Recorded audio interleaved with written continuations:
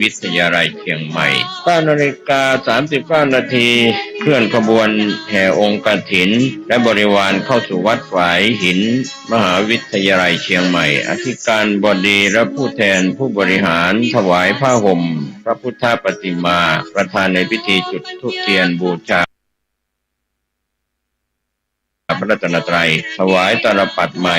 แด่ประธานพระสงฆ์ไหว้พระสมาทานเบญจศีลสุมาพวตานและโอกาสเว้นตาลตามประเพณีร้านนาประธานในพิธีกล่าวนำคำถวายผ้ากฐินแด่พระสงฆ์น้อมนำผ้าไตรกฐินและผ้าไตรคู่สวดวางบนพานแว่นฟ้าด้านหน้าพระสงฆ์พระสงฆ์อัปโลกกฐินประธานในพิธีถวายผ้าไตรกฐินและรองประธานถวายผ้าไตรคู่สวดและบริวารกฐินโดยนายกสภามหาวิทยาลัยอุปนายกสภามหาวิทยาลัยกรรมการสภามหาวิทยาลัยนายกสมาคมนักศึกษาเก่ามหาวิทยาลัยเชียงใหม่อธิการบดีรองอธิการบดีผู้ช่วยอธิการบดีประธานกรรมการส่งเสริมมหาวิทยาลัยเชียงใหม่คณบดีผู้อำนวยการสถาบันสำนักศูนย์กองประธานสภาพนักงานประธานสภานักศึกษามหาวิทยาลัยเชียงใหม่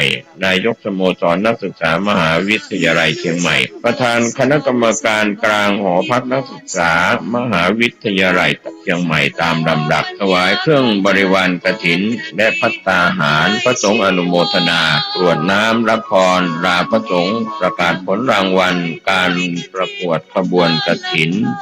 10:30 นาทีโดยประมาณ7พิธีขอเชิญชวนผู้ใจบุญใจกุศลชาวมหาวิทยาลัยเชียงใหม่ภายนอกมหาวิทยาลัยเชียงใหม่ร่วมงานทำบุญทอดกฐิน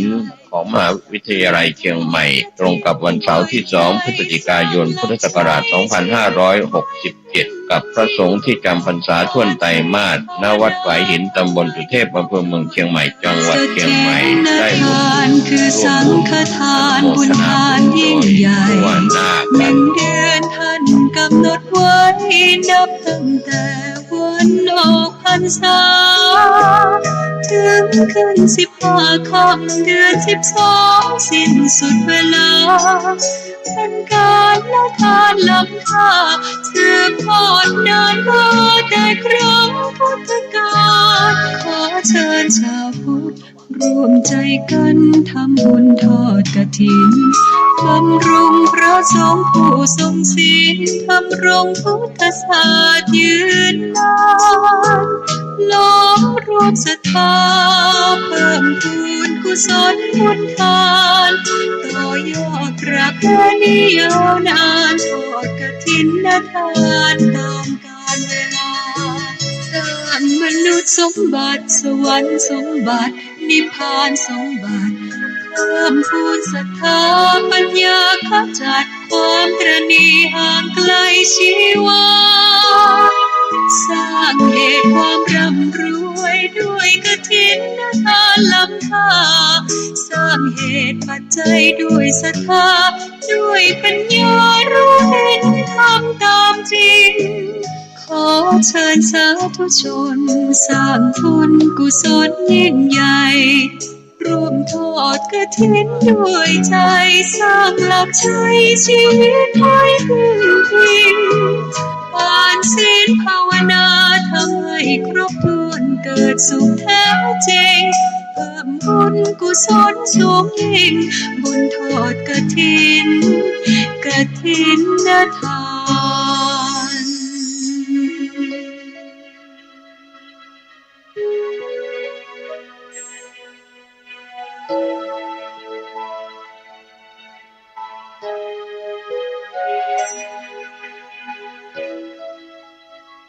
สร้างมนุษย์สมบัติสวรรค์สมบัตินิพพานสมบัติเพิ่มพูนศรัทธาปัญญาขจัดความตระหนี่ห่างไกลชีวาสร้างเหตุความร่ำรวยด้วยกฐินทานล้ำค่าสร้างเหตุปัจจัยด้วยศรัทธาด้วยปัญญารู้เห็นทำตามจริงขอเชิญสาธุชนสร้างบุญกุศลยิ่งใหญ่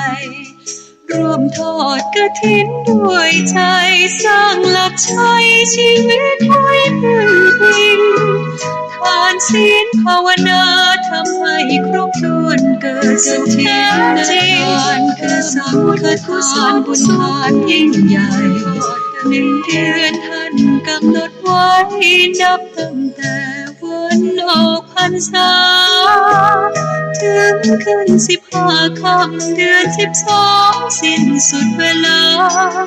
เป็นการละทานล้ำค่า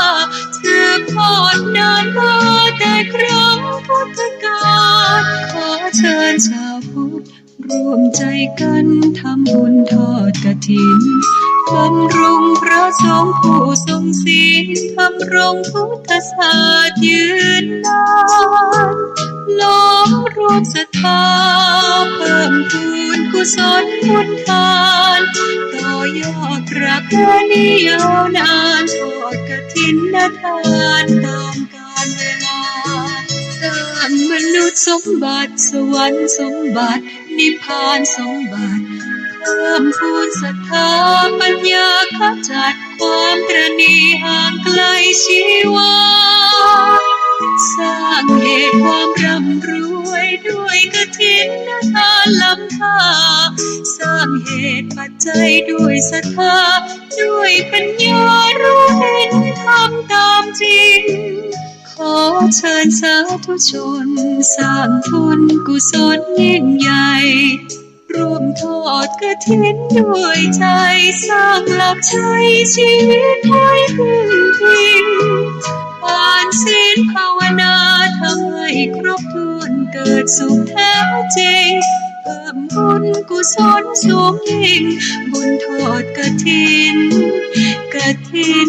ทาน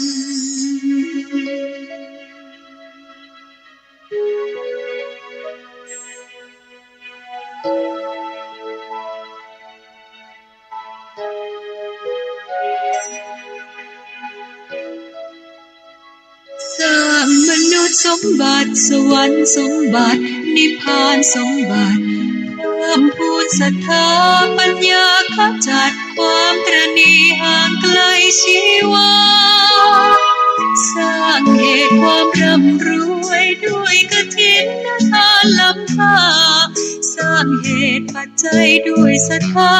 ด้วยปัญญารู้เห็นทำตามจริงขอเชิญสาธุชนสร้างบุญกุศลยิ่งใหญ่ร่วมทอดกฐินด้วยใจสร้างหลักชัยชีวิตไว้พึ่งพิง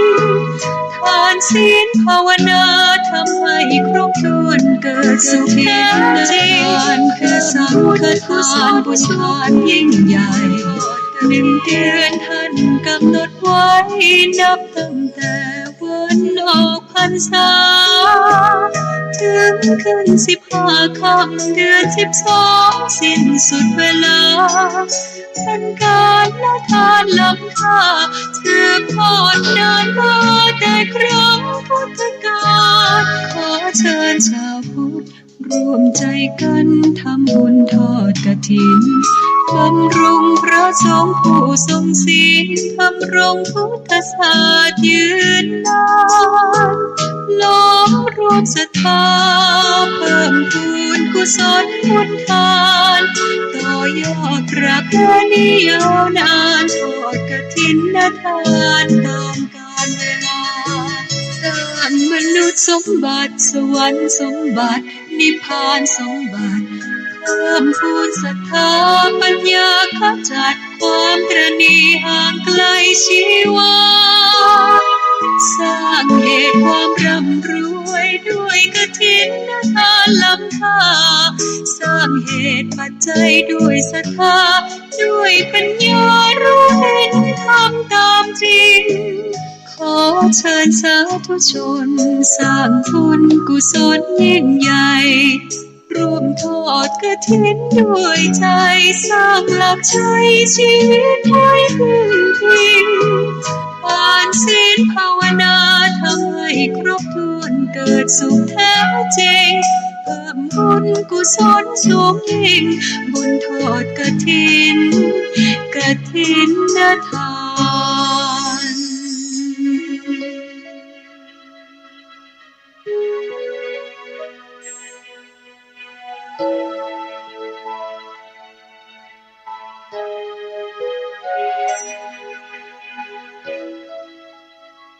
สร้างมนุษย์สมบัติสวรรค์สมบัตินิพพานสมบัติ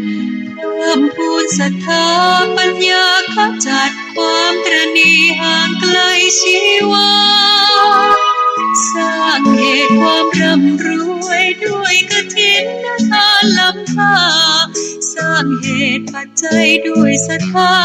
ด้วยปัญญารู้เห็นทำตามจริงขอเชิญสาธุชนสร้างบุญกุศลยิ่งใหญ่ร่วมทอดกฐินด้วยใจสร้างหลักชัยชีวิตไว้พึ่งพิงทานศีลภาวนาทำให้ครบถ้วนเกิดสุขแท้จริงคือสังฆทานบุญทานยิ่งใหญ่1 เดือนท่านกำหนดไว้นับตั้งแต่วันออกพรรษาถึงขึ้น15 ค่ำเดือน 12สิ้นสุดเวลาเป็นการละทานล้ำค่าสืบทอดนานมาแต่ครั้งพุทธกาลขอเชิญชาวพุทธร่วมใจกันทำบุญทอดกฐินบำรุงพระสงฆ์ผู้ทรงศีลทำรงพุทธศาสตร์ยืนนานล้อมรวมศรัทธาเพิ่มพูนกุศลบุญทานต่อยอดพระแผ่นิยาวนานทอดกฐินทานตามกาลเวลาสร้างมนุษย์สมบัติสวรรค์สมบัตินิพพานสมบัติเพิ่มพูนศรัทธาปัญญาขจัดความตระหนี่ห่างไกลชีวาสร้างเหตุความร่ำรวยด้วยกฐินทานล้ำค่าสร้างเหตุปัจจัยด้วยศรัทธาด้วยปัญญารู้เห็นทำตามจริงขอเชิญสาธุชนสร้างบุญกุศลยิ่งใหญ่ร่วมทอดกฐินด้วยใจสร้างหลักชัยชีวิตไว้พึ่งพิงทานศีลภาวนาทำให้ครบถ้วนเกิดสุขแท้จริงเพิ่มบุญกุศลสูงยิ่งบุญทอดกฐินทาน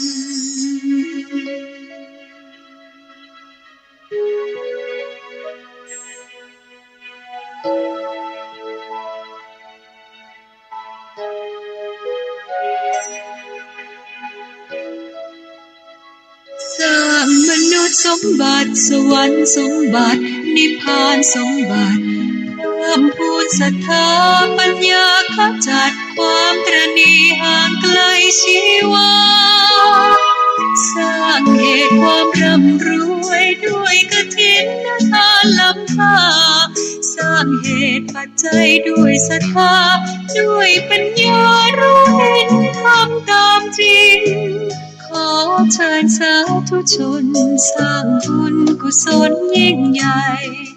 ร่วมทอดกฐินด้วยใจสร้างหลักชัยชีวิตไว้พึ่งพิงทานศีลภาวนาทำให้ครบถ้วนเกิดสุขแท้จริงคือสังฆทานบุญทานยิ่งใหญ่1 เดือนท่านกำหนดไว้นับตั้งแต่วันออกพรรษาถึงขึ้น15 ค่ำเดือน 12สิ้นสุดเวลาเป็นการละทานล้ำค่าสืบทอดนานมาแต่ครั้งพุทธกาลขอเชิญชาวพุทธร่วมใจกันทำบุญทอดกฐินบำรุงพระสงฆ์ผู้ทรงศีลทำรงพุทธศาสตร์ยืนนานล้อมรวมศรัทธาเพิ่มพูนกุศลบุญทานต่อยอดพระแผ่นิยาวนานทอดกฐินทานตามกาลเวลาสร้าง มนุษย์สมบัติสวรรค์สมบัตินิพพานสมบัติเพิ่มพูนศรัทธาปัญญาขจัดความตระหนี่ห่างไกลชีวาสร้างเหตุความร่ำรวยด้วยกฐินทานล้ำค่าสร้างเหตุปัจจัยด้วยศรัทธาด้วยปัญญารู้เห็นทำตามจริงขอเชิญสาธุชนสร้างทุนกุศลยิ่งใหญ่ร่วมทอดกฐินด้วยใจสร้างหลักชัยชีวิตให้พึ่งพิงผ่านศีลภาวนาทำให้ครบถ้วนเกิดสุขแท้จริงเพิ่มบุญกุศลสูงยิ่งบุญทอดกฐินทาน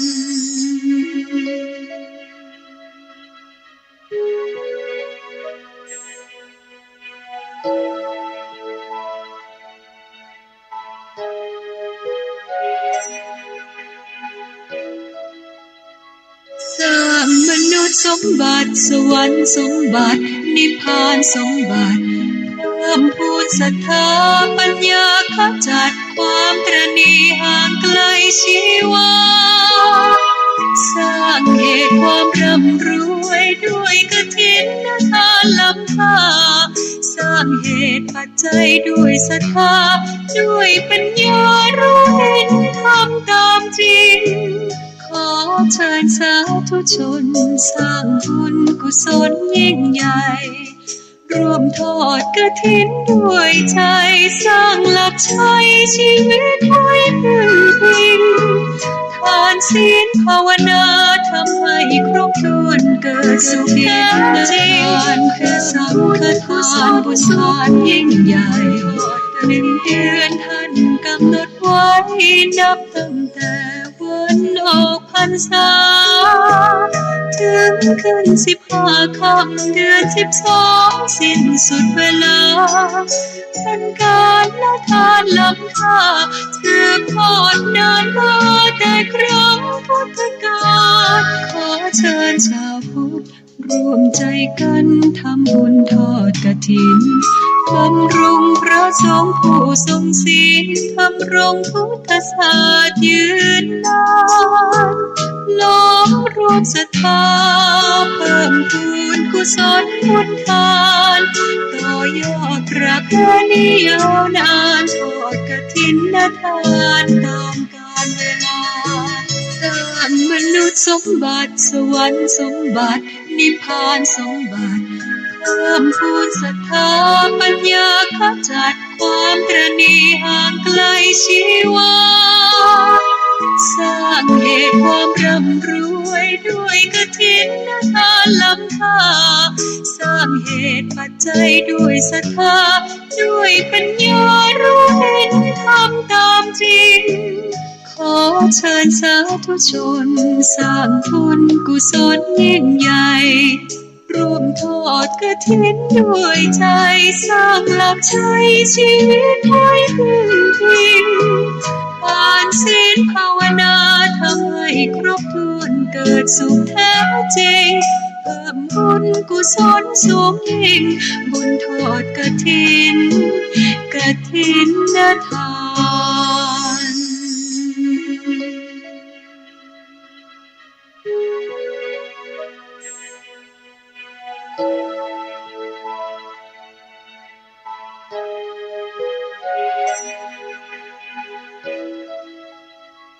สร้างมนุษย์สมบัติสวรรค์สมบัตินิพพานสมบัติ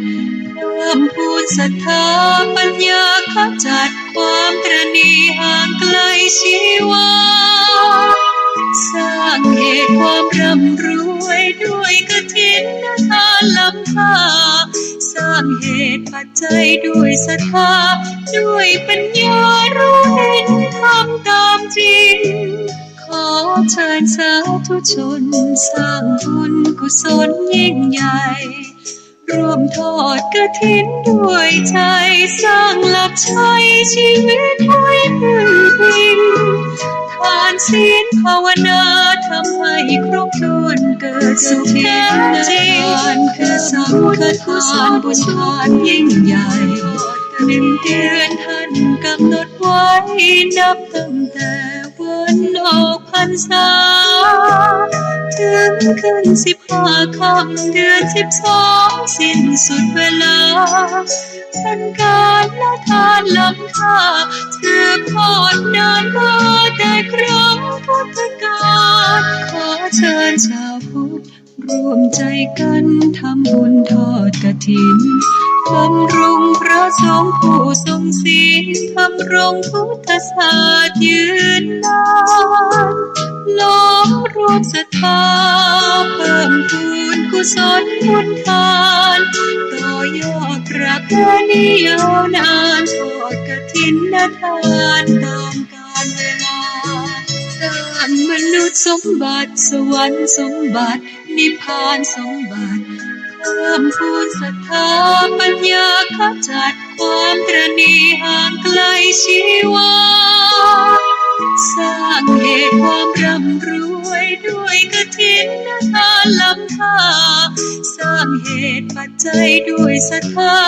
ด้วยปัญญารู้เห็นทำตามจริงขอเชิญสาธุชนสร้างทุนกุศลยิ่งใหญ่ร่วมทอดกฐินด้วยใจ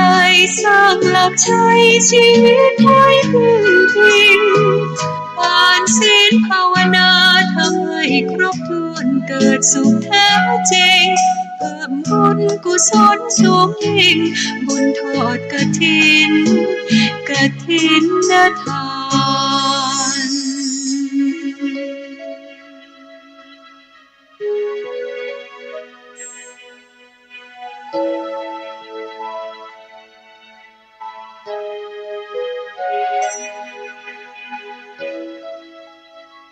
สร้างมนุษย์สมบัติสวรรค์สมบัตินิพพานสมบัติ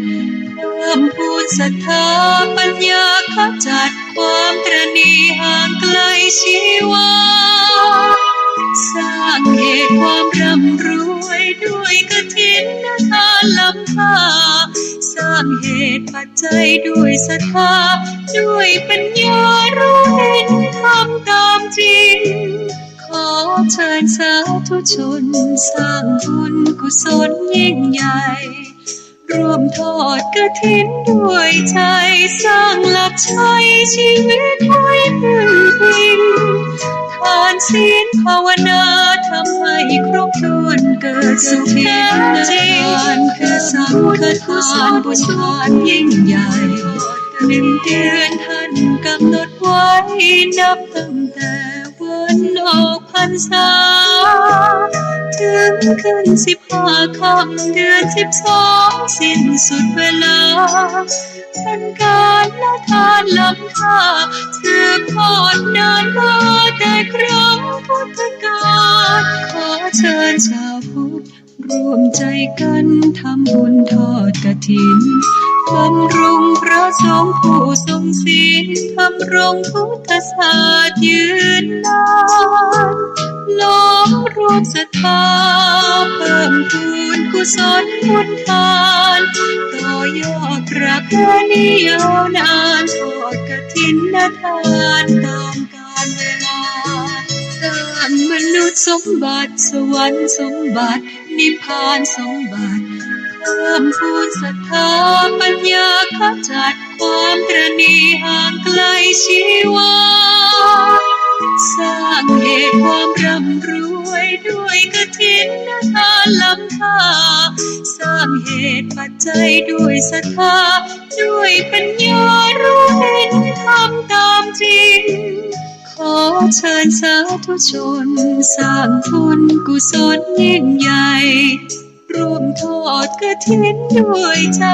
สร้างหลักชัยชีวิตให้พึ่งพิงทานศีลภาวนาทำให้ครบถ้วนเกิดสุขแท้จริงเพิ่มบุญกุศลสูงยิ่งบุญทอดกฐินทาน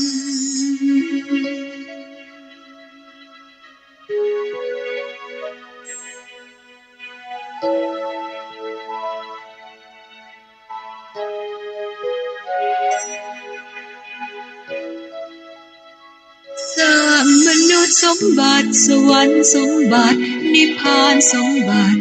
เพิ่มพูนศรัทธาปัญญาขจัดความตระหนี่ห่างไกลชีวาสร้างเหตุความร่ำรวยด้วยกฐินทานล้ำค่าสร้างเหตุปัจจัยด้วยศรัทธาด้วยปัญญารู้เห็นทำตามจริงขอเชิญสาธุชนสร้างบุญกุศลยิ่งใหญ่ร่วมทอดกฐินด้วยใจสร้างหลักชัยชีวิตให้พึ่งพิงทานศีลภาวนาทำให้ครบถ้วนเกิดสุขแท้จริงคือสังฆทานบุญทานยิ่งใหญ่1 เดือนท่านกำหนดไว้นับตั้งแต่วันออกพรรษาถึงขึ้น15 ค่ำเดือน 12สิ้นสุดเวลาเป็นการละทานล้ำค่าสืบทอดนานมาแต่ครั้งพุทธกาลขอเชิญชาวพุทธร่วมใจกันทำบุญทอดกฐินบำรุงพระสงฆ์ผู้ทรงศีลทำรงพุทธศาสตร์ยืนนานล้อมรวมศรัทธาเพิ่มพูนกุศลบุญทานต่อยอดประเพณียาวนานทอดกฐินทานตามกาลเวลาสร้างมนุษย์สมบัติสวรรค์สมบัตินิพพานสมบัติเพิ่มพูนศรัทธาปัญญาขจัดความตระหนี่ห่างไกลชีวาสร้างเหตุความร่ำรวยด้วยกฐินทานล้ำค่าสร้างเหตุปัจจัยด้วยศรัทธาด้วยปัญญารู้เห็นทำตามจริง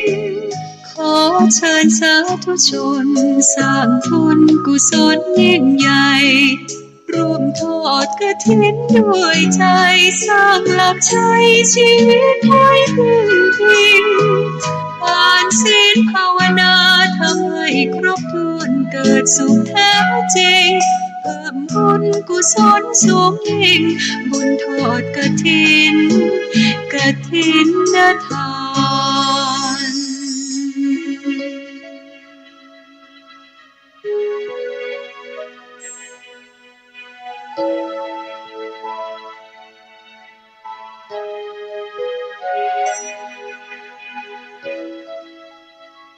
สร้างมนุษย์สมบัติสวรรค์สมบัตินิพพานสมบัติเพิ่มพูนศรัทธาปัญญาขจัดความตระหนี่ห่างไกลชีวาสร้างเหตุความร่ำรวยด้วยกฐินทานล้ำค่าสร้างเหตุปัจจัยด้วยศรัทธาด้วยปัญญารู้เห็นทำตามจริงขอเชิญสาธุชนสร้างบุญกุศลยิ่งใหญ่ร่วมทอดกฐินด้วยใจสร้างหลักชัยชีวิตให้พึ่งพิงทานศีลภาวนาทำให้ครบถ้วนเกิดสุขแท้จริงคือสังฆทานบุญทานยิ่งใหญ่1 เดือนท่านกำหนดไว้นับตั้งแต่วันออกพรรษาถึงขึ้น15 ค่ำเดือน 12สิ้นสุดเวลาเป็นการละทานล้ำค่าสืบทอดนานมาแต่ครั้งพุทธกาลขอเชิญชาวพุทธร่วมใจกันทำบุญทอดกฐินบำรุงพระสงฆ์ผู้ทรงศีลทำรงพุทธศาสตร์ยืนนานล้อมรวมศรัทธาเพิ่มพูนกุศลบุญทานต่อยอดประเพณียาวนานทอดกฐินทานตามกาลเวลาสร้างมนุษย์สมบัติสวรรค์สมบัตินิพพานสมบัติเพิ่มพูนศรัทธาปัญญาขจัดความตระหนี่ห่างไกลชีวาสร้างเหตุความร่ำรว วยด้วยกฐินทานล้ำค่าสร้างเหตุปัจจัยด้วยศรัทธาด้วยปัญญารู้เห็นทำตามจริงขอเชิญสาธุชนสร้างบุญกุศลยิ่งใหญ่ร่วมทอดกฐินด้วยใจสร้างหลักชัยชีวิตให้พึ่งพิง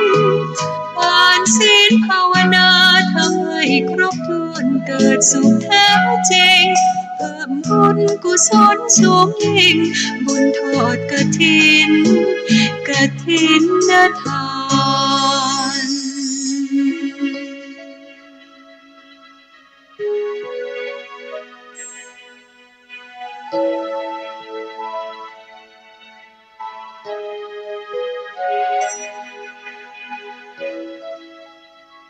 สร้างมนุษย์สมบัติสวรรค์สมบัตินิพพานสมบัติเพิ่มพูนศรัทธาปัญญาขจัดความตระหนี่ห่างไกลชีวาสร้างเหตุความร่ำรวยด้วยกฐินทานล้ำค่าสร้างเหตุปัจจัยด้วยศรัทธาด้วยปัญญารู้เห็นทำตามจริงขอเชิญสาธุชนสร้างบุญกุศลยิ่งใหญ่ร่วมทอดกฐินด้วยใจสร้างหลักชัยชีวิตให้พึ่งพิงทานศีลภาวนาทำให้ครบถ้วนเกิดสุขแท้จริงคือสังฆทานบุญทานยิ่งใหญ่1 เดือนท่านกำหนดไว้นับตั้งแต่วันออกพรรษาถึงขึ้น15 ค่ำเดือน 12สิ้นสุดเวลาเป็นการละทานล้ำค่าสืบทอดนานมาแต่ครั้งพุทธกาลขอเชิญชาวพุทธร่วมใจกันทำบุญทอดกฐินบำรุงพระสงฆ์ผู้ทรงศีลทำรงพุทธศาสตร์ยืนนานล้อมรวมศรัทธาเพิ่มพูนกุศลบุญทานต่อยอดพระพนิยาวนานกฐินทานมนุษย์สมบัติสวรรค์สมบัตินิพพานสมบัติเพิ่มพูนศรัทธาปัญญาขจัดความตระหนี่ห่างไกลชีวาสร้างเหตุความร่ำรวยด้วยกฐินทานล้ำค่าสร้างเหตุปัจจัยด้วยศรัทธาด้วยปัญญารู้เห็นตามจริงขอเชิญสาธุชนสร้างบุญกุศลยิ่งใหญ่ร่วมทอดกฐินด้วยใจสร้างหลักชัยชีวิตให้พึ่งพิงครับก็ไหว้สาครูบาสังฆเจ้ากุตนกุองค์นะครับครับสวัสดีครับพี่น้องที่เคารพทุกท่านครับวันนี้งานกฐินของวัดฝ่ายหินเฮานะครับครับปีนี้มหาวิทยาลัยเชียงใหม่โดยการนำของท่านอธิการบดีมหาวิทยาลัยเชียงใหม่พร้อมกับด้วยผู้บริหารคณาจารย์เจ้าหน้าที่นักศึกษาบุคลากรผู้คนนะครับเนาะก็การเตรียมกันนะครับที่จะได้นำเอาผ้ากฐินมาทอดถวายที่วัดฝ่ายหินของเราที่นี่ซึ่งเป็นประจำอยู่กุปีนะครับปีนี้อาจจะปีนี้แตกต่างจากกุปีน้อยนึงกุปีนั้นเขาจะตานตอนมาตอนบ่าย 2ปีนี้เลยเอาเปลี่ยนบรรยากาศหน่อยเมื่อตอนมันฮ้อนล้ำไปก็เลยจะเอาเมื่อไงซ้ำเมื่อไงวันนี้ซ้ำจับดีแต่หม้อฝนมาตกของเรานะกำลังเย็นสบายดีนะครับเนอะเจอกันนะครับประเดี๋ยวนี้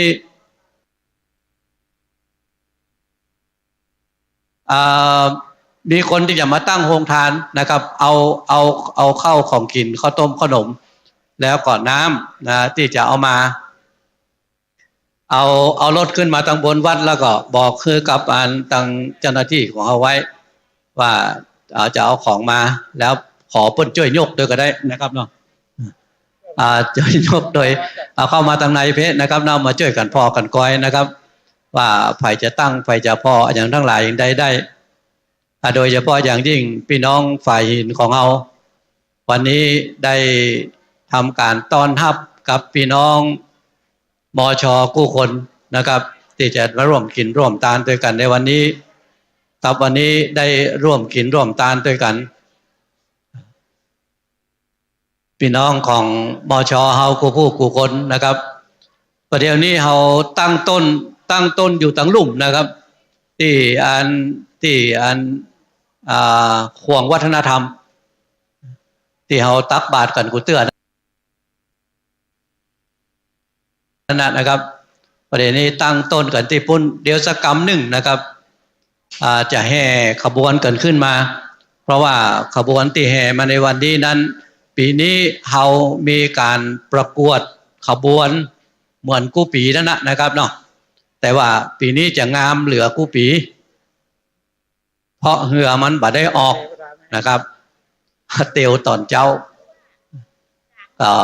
พี่น้องเฮากู้ผู้กู้คนนะครับพี่น้องฝ่ายหินของเฮาตัวพี่น้องตังต่ำใกล้ต่ำหิมนะครับกู้ผู้กู้คนเลยนะครับวันนี้จะได้กินได้ทานด้วยกันนะครับฝนตกแล้วกันพออันนั้นเหมือนตึงเอาเทวดาเพื่อนอนุโมทนาบุญให้ตัวบ่ได้นะครับเนาะบรรณักครับบรรณักกรรมเดียวได้อันที่เอาต้นไม้มาวางไว้หันจับพอดีบ่ต้องได้หดน้ำนะครับเปิ้นจะก้อยหดคือกำน้อยบ่ได้นะครับก็ช่วยพอช่วยก้อยกันนะครับครับการตานผ้ากฐินนั้นปีหนึ่งก็มีอยู่เตื้อเดียว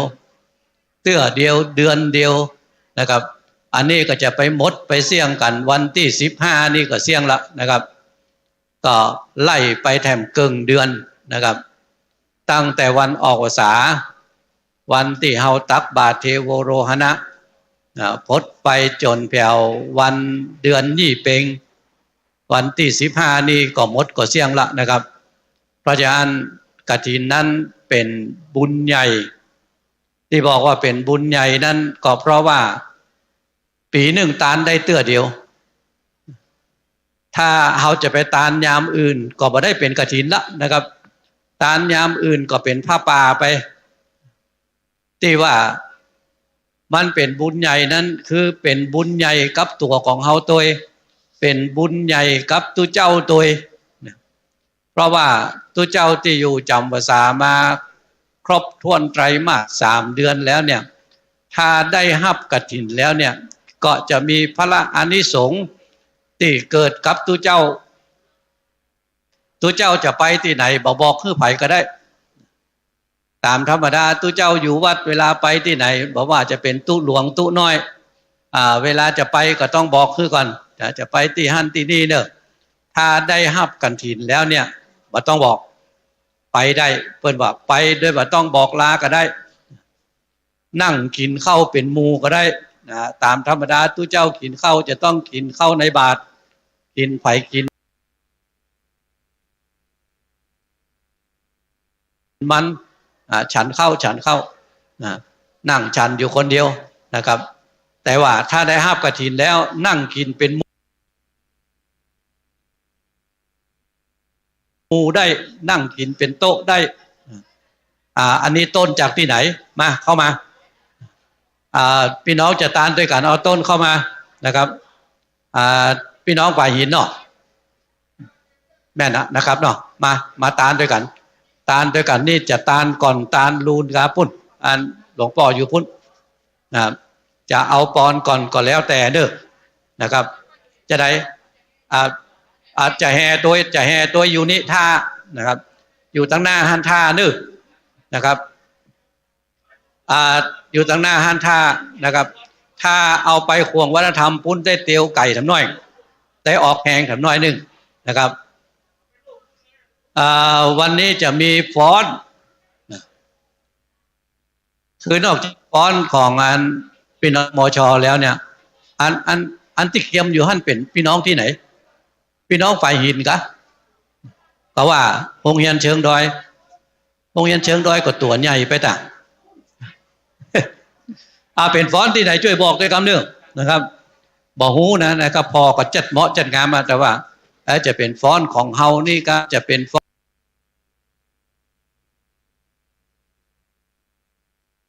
อนของโรงเรียนก็เป็นฟ้อนของชมรมพื้นบ้านก็นะครับบอกหูนะครับสุมาด้วยคำเตอะนะครับบอกคือคำมาละพี่เลี้ยงมาบอกละสุมาเตอะของที่ไหนแล้ว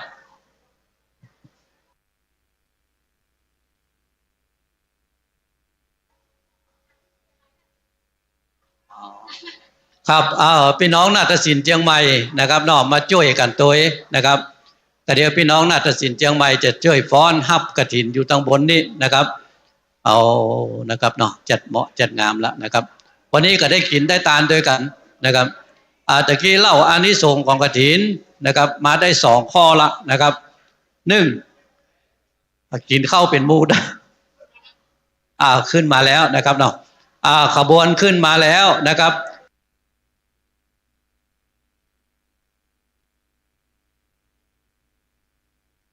อันที่ฟ้อนนั้นจะฟ้อนฮับตั้งใดโดยช่วยพอเนอร์นะครับใช้เครื่องขยายเสียง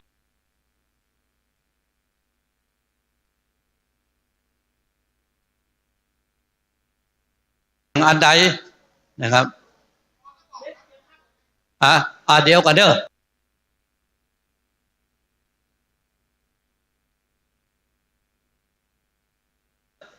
อันประเดี๋ยวนี้ขบวนขึ้นมาแล้วนะครับขบวนขึ้นมาแล้วครับขบวนเคลื่อนย้ายขึ้นมาแล้วนะครับตั้งหน้าเต็นท์ท่านตั้งข้างวิหารตั้งใต้ขอช่วยแป๊ดตัวกรรมนะครับเดี๋ยวจะฟ้อนท่านนะครับ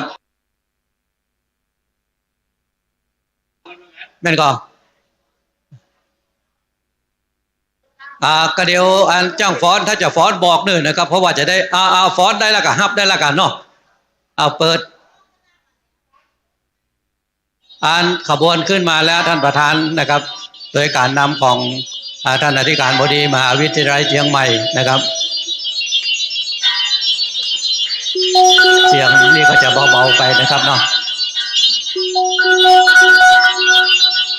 ครับเดี๋ยวฝ่ายจะได้ช่วยกันยกนะครับเนาะช่วยกันยกช่วยกันกำเนินนะครับเนิน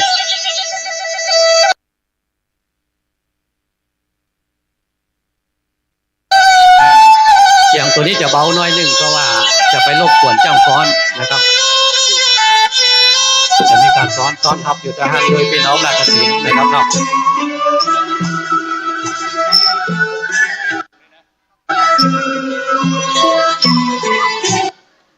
ครับเชิญกันนะครับเนาะ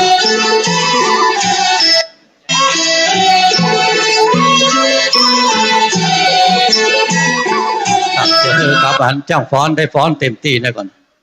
ฟ้อนไปค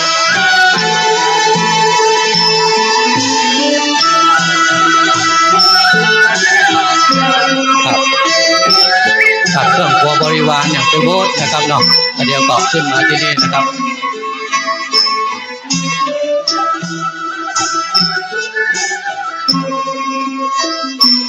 ครับกูปีมันพร้อนครับทีนี้ก็เลยเอาจุ่มเอาเย็นนักเลยนะครับเนาะ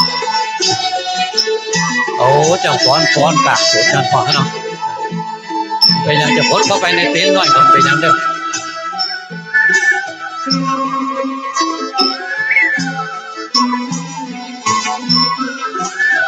ครับวันนี้เป็นบุญใหญ่ของเราตัวเองนะครับเนาะความเป็นบุญใหญ่ของเราในวันนี้นั้นคือบุญใหญ่ได้ฝนนะครับครับได้น้ำฝนมาตัวเองเลยได้เตียววุยด้วยนะครับประเด็นนี้นะโอ้โชคดีเฮ้ยคณะนี้เขาซุปบวกเฮ้ยมูนี้ซุปบวกยังแค้นด้วยดีกว่าคนกำป้าย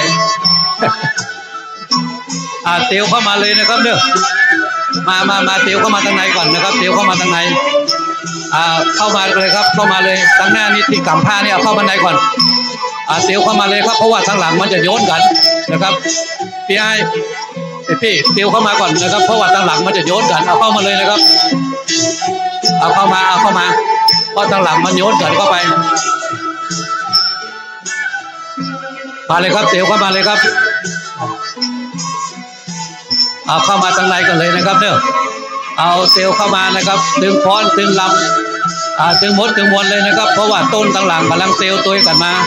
เดี๋ยวทางหน้านี่มันจะโยนสุมาเตอะทางนี้ขอขยับมาทางเพศไว้นึงก่อนนะครับมาขยับมาทางเพศก่อนเพราะว่าทางหลังฝนมันตกแล้วนะครับเดี๋ยวเตียวเข้ามาแล้วจะพอมีที่นั่งครับพี่น้องคณะแพทย์ก่อนนะครับสีเนี่ยนะครับเตียวเข้ามาทางในเพศนะครับเตียวเข้าทางในไปก่อนคณะแพทย์ไปละอุตสาหกรรมการเกษตรไปแล้วนะครับเตียวเข้ามาเนื่อนะครับเข้ามาทางในตั้งเก้าอี้ตั้งพุทธจะว่างอยู่นักนะนะครับเตียวกันไปก่อนต้นอยู่ส่วนต้นกฐินเครื่องครัวบริวารตึงมดเอาเข้ามาทางในนะครับเครื่องครัวกฐินเอามาทางในเนื่อนะครับเครื่องครัวกฐินเอามาทางในส่วนคนนั่งทางนอกตัวนั่งทางในตัวนะครับเนื่อครับเชิญชวนพี่น้องเอาผู้คนเลยนะครับเอาต้นมาเอาต้นเข้ามาในเพะนะครับพี่น้องเอาตามอัธยาศัยนะครับพอเถอะนะครับเก้าอี้นั่งได้ตึงมดตึงมวลเลยนะครับครับมาเอาต้นมาเพะต้นจะมีคนช่วยกันยกตรงนี้นะครับเนอะครับครูบาอาจารย์เขาจะช่วยกันยกต้นพี่น้องเขากำมาคนเดียวก็ได้ผู้กระจายกำขึ้นมาเชิญขึ้นมาเลยนะครับเชิญตำบลเลยนะครับครับก็ม่วนไปดันอย่างหนึ่งนะปีนี้นะโอ้ฟ้อนแล้วล่ะแม่นะครับเราฟ้อนแล้วเนาะอันพูนกำมาแถมมาเทเวมาทางเพศเตียวมานะครับคนไปทางใดก็จ้างเตือนนะครับแต่ต้นมาทางเพศก่อนต้นมาทางหลังพูนนะครับยกกันขึ้นมาอ่อนพี่น้องลูกหลานตั้งใดนะครับนั่นน่ะสุมาเตอะนะครับตาบ่ได้หันนั้นป้ายชื่อถึงหมดนะครับเชิญกันเข้ามาเนิ่นนะครับไผ่นะอันน่ะต้นเข้ามาได้ก็เข้ามาได้เอากันยอดมากับพอละหอพักกันหอพักนอกแม่นก็พอโนอันนั้นอย่างหอพักกันหอพักกันโอเคนะเอามาต้นของหอพักนะครับจ้างบ่ต้องเอามาเอากันยอดมาก็พอแล้วเอาเข้ามาลูกเอามาเลยลูกมาเลยยกขึ้นมาเลยลูกมันบ่มีที่ปักมันก่อนโนถ้าบ่เอาจ้างมาบ่มีที่ปักมันก่อนต้นนี้มีที่ปักก่อนเอาจ้างมาตัวเลยเอาจ้างมาตั้งหน้าเพะครับลูกยกจ้างมาเอาเข้ามาทางในเพะปีนี้หอพักเอาใหญ่นะครับแปลงใหญ่ครับเอาจ้างเข้ามาทางในลูกแป๊ดหน่อยเดี๋ยวจะได้เอาคนขึ้นมาตัวละไปลูกขึ้นไปเลยลูกขึ้นไปเลยพุทธเอาตั้งหน้าบินมาทางเพะมาเลยครับขึ้นมาเลยครับไหวไหมพอทางบนตัวเนี่ยลุงเด้อมาเข้ามาลูกจะจับพอดีนะครับต้นทั้งหลายนั้นนะครับแห่เข้ามาทางในเลยเนอะนะครับแห่เข้ามา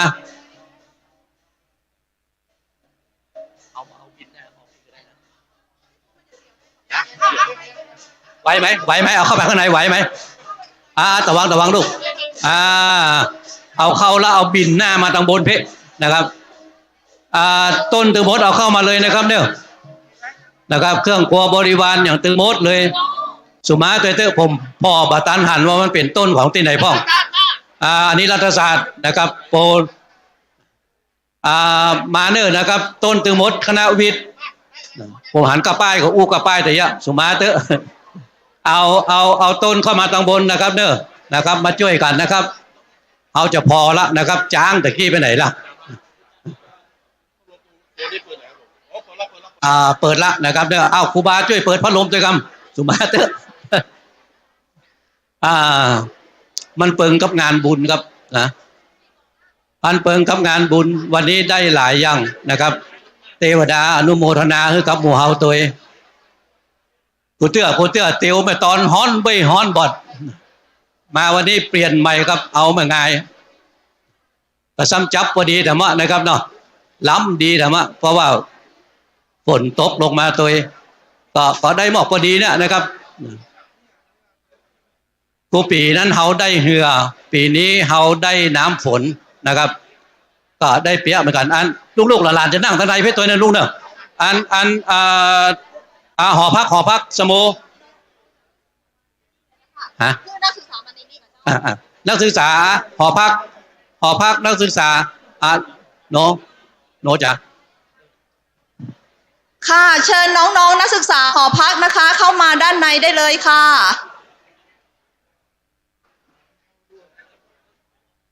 เชิญค่ะน้องๆได้น้ำได้ไอติมแล้วเข้ามาด้านในได้เลยค่ะต้องหัวหน้าเป็นคนสั่งนะคือถ้าผมอย่างเดียวเขามาให้มาเฮ้ยอันนี้ขนาดอันสุธาที่เป็นคนนะครับน้องโนนะเอาเข้ามานั่งตั้งในเพตุยนะครับเอาขึ้นมาตั้งบนเพเขาจะมานั่งโคตรถวายนั่งพ่อละแม่ตั้งบนเพตุยเชิญชวนกันตั้งบดเนอร์นะครับพี่น้องเขากับพี่น้องกูผู้กูคนเลยนะครับนักศึกษาที่พี่โนบอกตะกี้นะครับพี่สุธาทิพย์บอกตะกี้บอกลำแต่ไหนจะเป็นได้ไปจะเป็นได้ลงไปโตยหาคนเดียวก็ได้ประเดี๋ยวนี้นะมาขึ้นมาตำบลเพลูกอันขึ้นไปตำบลความนุ่งสิ้นเนี่ยมันดีอยู่อย่างหนึ่งก็คือว่ามันนั่งป้อละแม่ได้ดีไปพุทธเข้าไปทางพุทธนะครับพดถวายไผ่กระตึงบาหารมาทางเพศเนอร์นะครับมาทางเพศอันใส่เสื้อสีม่วงพุ่นตัวน้องนักศึกษา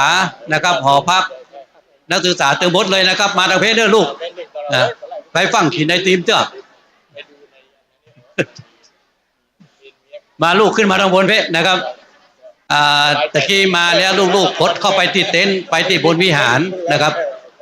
ตอนนี้ขึ้นมาทางบนเพศลูกนะครับเอาขึ้นมานั่งขอสุมาตัวกรรมนะครับว่าเอาขอจัดเรียงลำดับตึงมดตึงมวลเสร็จเรียบร้อยก่อนนะครับเนาะขอสักกรรมหนึ่งก่อนนะครับเพะลูกบินหน้ามาเพะลูกตั้งแต่เพะมาตั้งแต่เพะเลยฮะมาเพะลูกมาเพะมาอยู่ตรงเพะเลยลูกมาเลยลูกมาเพะมาเข้าแถวตั้งแต่นี้เลยลูกนี่ครับบินหน้าไปตั้งพระเจ้าพุทธนอกลูกบินหน้าไปตั้งพระเจ้าก่อนเนาะน้องเอ๋ยบินหน้าไปตั้งพระเจ้าพุทธก่อนไปบินหน้ามาเพะเอาเย่ก็เนาะเดี๋ยวก็หันมานี่เขามาแล้วเขาได้กินไอติมแล้วประเด็นเนี่ยมันเหมือนต้องฟังจ้ามาไว้ลูกเอ้ยเมาเจ็ดน้ำฝนอยู่เนาะนะครับเขาก็บอกว่าครับปีนี้ขบวนประกวดอย่างตึงมดไผ่ที่เอาต้นมาแล้วเอาเข้ามาตั้งในเพนะครับคนเปียบ่เป็นอย่างจะไปฮื้อสตังมันเปียครับได้บุญนักแล้วนะครับเนาะปีนี้นะไอ้เตียวตกก่อนก็สบายไปตกไม่รุนก็มาเป็นอย่างนะครับนะครับเดี๋ยวมูนี้ช่วยกันด้วยนะครับช่วยกันกำนะครับลูกๆมาขึ้นมาตั้งบนไปลูกไปนั่งหมู่นี้จะสัมปทานให้ลูกทั้งหลายมดนะครับแล้วไม้เสียบไอติมนั่นเดี๋ยวเอาใส่ถุงเสื้อไว้เนอะมาขึ้นมาลูกขึ้นมาได้ตั้งนี้แล้วลูกตั้งนี้จะเต็มมดตั้งนี้ตั้งหน้านี่แม่นมดลูกมาตั้งนี้ตัวนี่นั่งตั้งนี้ตัวลูกนั่งตั้งนี้ตัวตั้งนี้ตัวออกไปเผียวปุ้นได้มดลูกครับได้เลยครับลูกมาเพ่ได้ตอนนี้ก็ได้ลูกอาจารย์จะมานี่แถวนึงนะลูกมาเพ่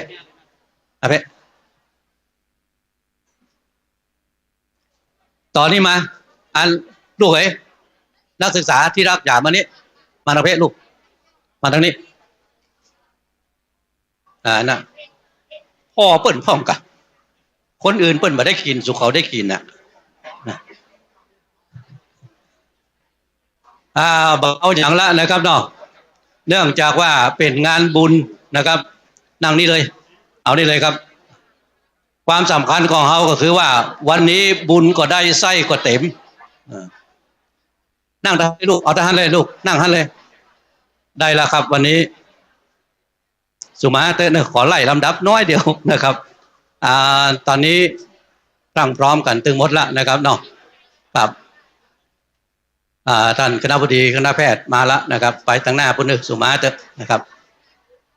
ในส่วนเกี่ยวข้องของงานของเขาตึงหมดตึงมวลนะครับเดี๋ยวเราตอนนี้ต้นน่าจะมาหมดแล้วเนาะ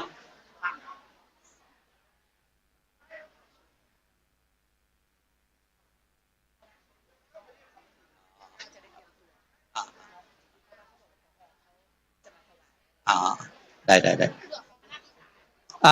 ดี๋ยวนี้ภัยศึกษาศาสตร์คณะมนุษย์ไปแล้วคณะศึกษากำลังมานะครับคณะศึกษากำลังมาเอาต้นมาทางในไปก่อนนะครับคนจะอยู่ทางใดแล้วแต่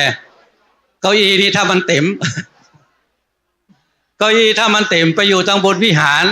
แล้วก็มีอันเต็นท์ทางพุ่นแถม3-4เต็นท์นะครับ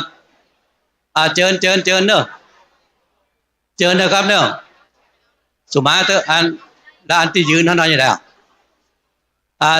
จะมีที่บนวิหารก็เป็นที่นั่งได้ถึงหมดนะครับแล้วก็เต็นท์ตั้งใต้วิหารนั้นก็นั่งได้หมดถ้ามันเต็มระบอกนะครับเนาะพี่น้องของเรา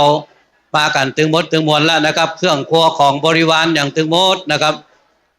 ก็กล่าวว่าเดี๋ยวน่าจะมีต้นทั้งหลายที่จะเพิ่มเติมเข้ามาแถมเนื่องจากว่า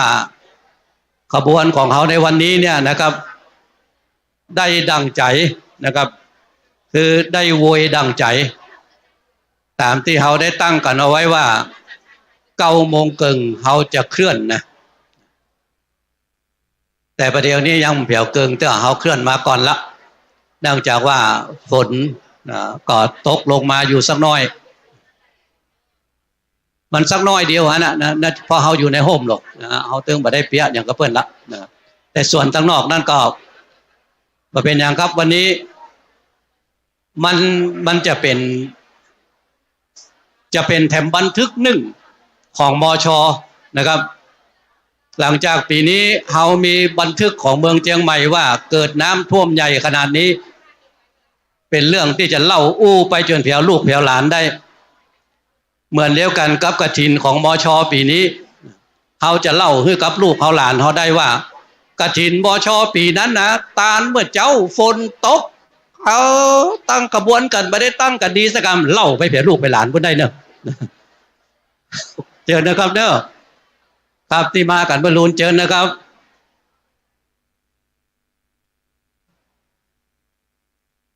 ครับเชิญกันขึ้นมาทางบนเพะนะครับเนาะ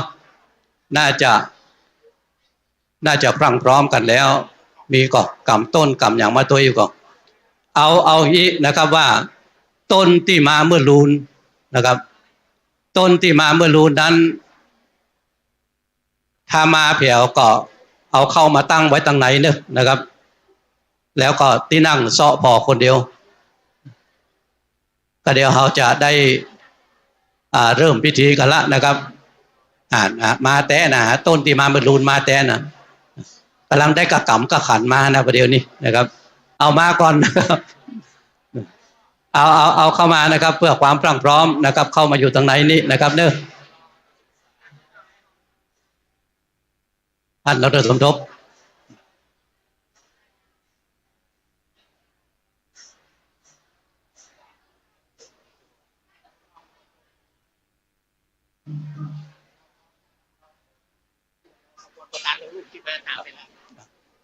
ครับก็เดี๋ยวก็ต้องขอสุมาตัวเตอร์นะครับเนาะเพราะว่าตอนนี้ต้นทั้งหลายที่กำลังเคลื่อนกันเข้ามาอยู่ก็ยังมีนะครับเนาะในเวลาจะกินจะตานก็จะขอกินตานให้มันพร้อมกันตึงโมตึงมวลนะครับเนาะประเด็นนี้เป็นของที่ไหนเนาะบอกว่านะครับเนาะมาเอาต้นเข้ามานะครับจะถามหากระต้นเนี่ยนะครับ60 ปีนะครับ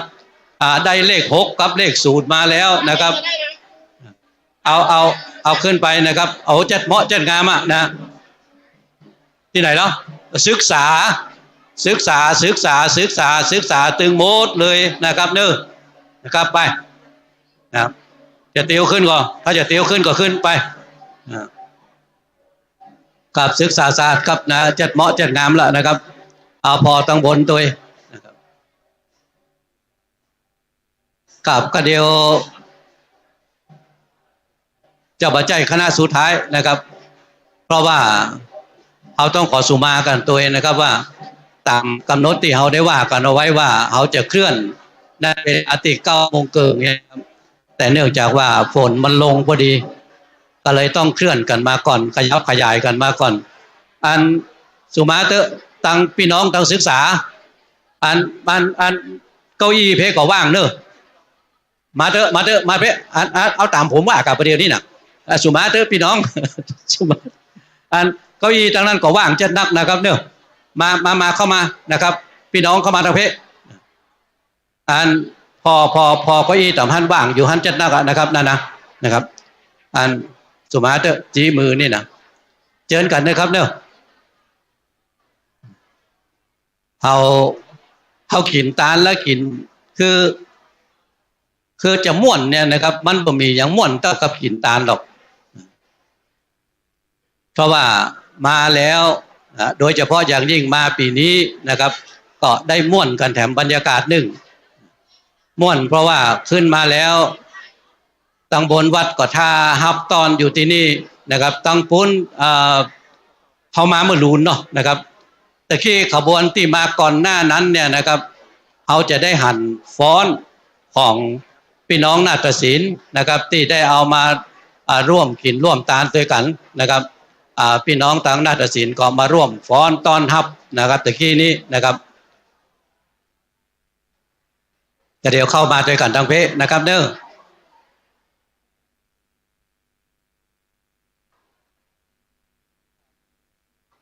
คือเสียงนี่มันยั้งบ่ได้เนื่องจากว่าตอนนี้เนี่ยนะครับเขาถ่ายทอดเสียงไปทางสถานีวิทยุ F104.50 ของวัดฝ่ายหินตัวแล้วก็ถ่ายทอดไปทางอินเทอร์เน็ตตัวนะครับก็เลยต้องอู้ไปเรื่อยๆอย่างเงี้ยนะครับก็เลยยั้งบ่ได้ถ้ายั้งแล้วเขาจะไล่สถานีหนีนะครับเอาก็เลยต้องว่าไปอย่างเงี้ยกันนะครับก็เชิญชวนกันไว้นี่นะครับนะครับว่านะครับมาร่วมกินร่วมทานด้วยกันวันนี้เป็นโอกาสที่ดีของหมู่เฮาละนะครับยังมีแถมอยู่นะครับยังมีต้นแถมอยู่นะเพราะว่าติดเตียวขึ้นมานะครับเนอะนะครับหน้าวิหารก็อยู่ได้ในวิหารก็อยู่ได้ตั้งใต้พุ่นก็อยู่ได้กับวันนี้ได้บรรยากาศดีๆนะครับนั้นได้ตึงเสื้อปกหัวแล้วก็กำต้นมาเอาเข้ามาทางในเพนเนอร์นะครับเนาะโดยเฉพาะอย่างยิ่งปีนี้นั้นพี่น้องทางฝ่ายหินนะครับพี่น้องต่ำใกล้ต่ำหิมได้ร่วมอนุโมทนามากินมาตานกับหมู่เฮาตัวนะครับก็เป็นการร่วมบุญไปตัวกันกับพี่น้องของเจ้ามชตัวกันตึงมดตึงมวลนะครับครับวันนี้เป็นโอกาสที่ดีของหมู่เฮาผู้คนละนะครับเนาะได้มากินมาตานด้วยกันในที่นี้นะครับ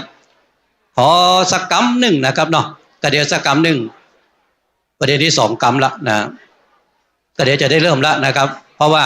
พี่น้องที่กำลังมากันยังมีอยู่เตียวมาทางเพเนอร์นะครับพี่น้องกลางจ้องเนี่ยนะพี่น้องที่กลางจ้องขึ้นมาประเดี๋ยวนี้เตียวขึ้นมาเนอะครับเชิญนะครับเนอะครับที่ปรึกษาของคณะแพทย์นะครับอาจารย์อายุพามาละนะครับเนาะเชิญตั้งบนอาจารย์เนาะ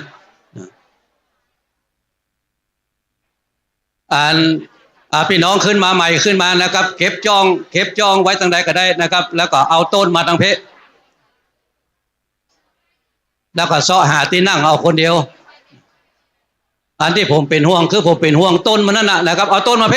นะเอามาทางเพก่อนใช่คนได้บอกใครแสดงก่อนนะคนนั้นอยู่ทางใดก็ได้สมาเถอะนะครับซ่อหาที่นั่งเอาคนเดียวเนอะนะครับเอาต้นมาเพนะครับแล้วก็ไปซ่อหาที่นั่งเอาคนเดียวนะเดี๋ยวก็ร่วมอนุโมทนาบุญด้วยกัน สุมาเตะนะครับเนาะนะอูผ่องแต่ผ่องเล่นผ่องไปเยอะนะได้ร่วมบุญด้วยกันละนะครับเนาะก็เป็นการที่เราได้กินได้ทานด้วยกันพอเตอะนะครับเนอะถ้าตติใดมันว่างมันอย่างตั้งหลายอย่างใดนี่นะลูกจะเอาไปไหนไอ้น้อยรถฟอร์ดจอขอ6984เชียงใหม่สีขาวสุมาเตอะไปย้ายรถกรรมมันเติกวงที่จะเลี้ยวรถฟอร์ดเนอะสีขาวนะ6984นะแสดงมันออก32ไปแล้วนะมา84คนละเรื่องกันแล้วเนี่ยเฮาตาลตกลูนไปหน่อยถ้าเฮาตาลตะวานี่จะจัดม่วนนะถ้าเฮาตาลตะวาเมื่อไงนี่จะม่วนเรื่องนี้นะครับแต่เป็นอย่างครับนะครับถ้าไว้งวดหน้ากันแล้วกันอันยังมีอยู่นะครับก็ได้กินได้ทานไปเจอกันเนี้ยนะครับเนาะก็ได้ถ้าความพร้อมในพิธีมีถึงมดถึงมวลนะครับฝ่ายต่างคุณจะได้บอกมานะครับวันนี้พิธีกรนะครับในการดำเนินงานของเราวันนี้ถึงมดถึงมวลนะครับเดี๋ยวจะให้น้องโจนะครับเป็นคนดำเนินการนะครับพ่ออาจารย์ในวันนี้ได้เรียนเชิญอาจารย์ดร.ส่งเสริมแสงทองจากภาควิชามนุษยสัมพันธ์นะครับมาเป็นพ่ออาจารย์ในการนำตาลให้กับหมู่เฮาผู้ผู้คนในวันนี้นะครับ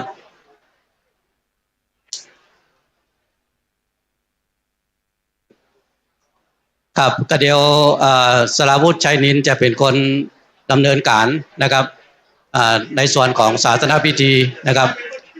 ในส่วนการนำขินน้ำตาลนั้นจะขอท่านอาจารย์ดร.ส่งเสริมแสงทองเป็นคนนำในเรื่องของการนำขินน้ำตาลนะครับสักกรรมหนึ่งนะบสักกรรมแล้วนะประเด็นนี้นะคืออันที่ยืนอยู่ท่านใดยืนอย่างประเด็นน่ะท่าอย่างมาเลยมานั่งเลยพูดไปนั่งแล้วพูดนะเพราะเอาคนเดียวเตอที่นั่งนะเลือกเอานะครับที่นั่งนี่นะครับไปพอเอาคนเดียวถ้าบ่มีเก้าอี้มานั่งทั้งบนด้วยกันเพื่อนนะครับนั่งกับลูกๆนักศึกษาเขาที่อยู่ที่นี่นะครับก็ที่นี่ได้ถึงมดถึงมวลนะครับครูบาสังฆเจ้าของวัดฝ่ายหินเฮานะครับกับความพร้อมในพิธีของเฮาวันนี้ได้พร้อมกันเรียบร้อยแล้วนะครับเนาะกับวันนี้เป็นปีนี้เป็นปีที่กฐินของเขาม่วนนะครับม่วนกับฝนนั่นนะโชคดีว่ากำไม้อยู่ข้างในนี่ไม่ได้เปียแต่เปิ้นกับ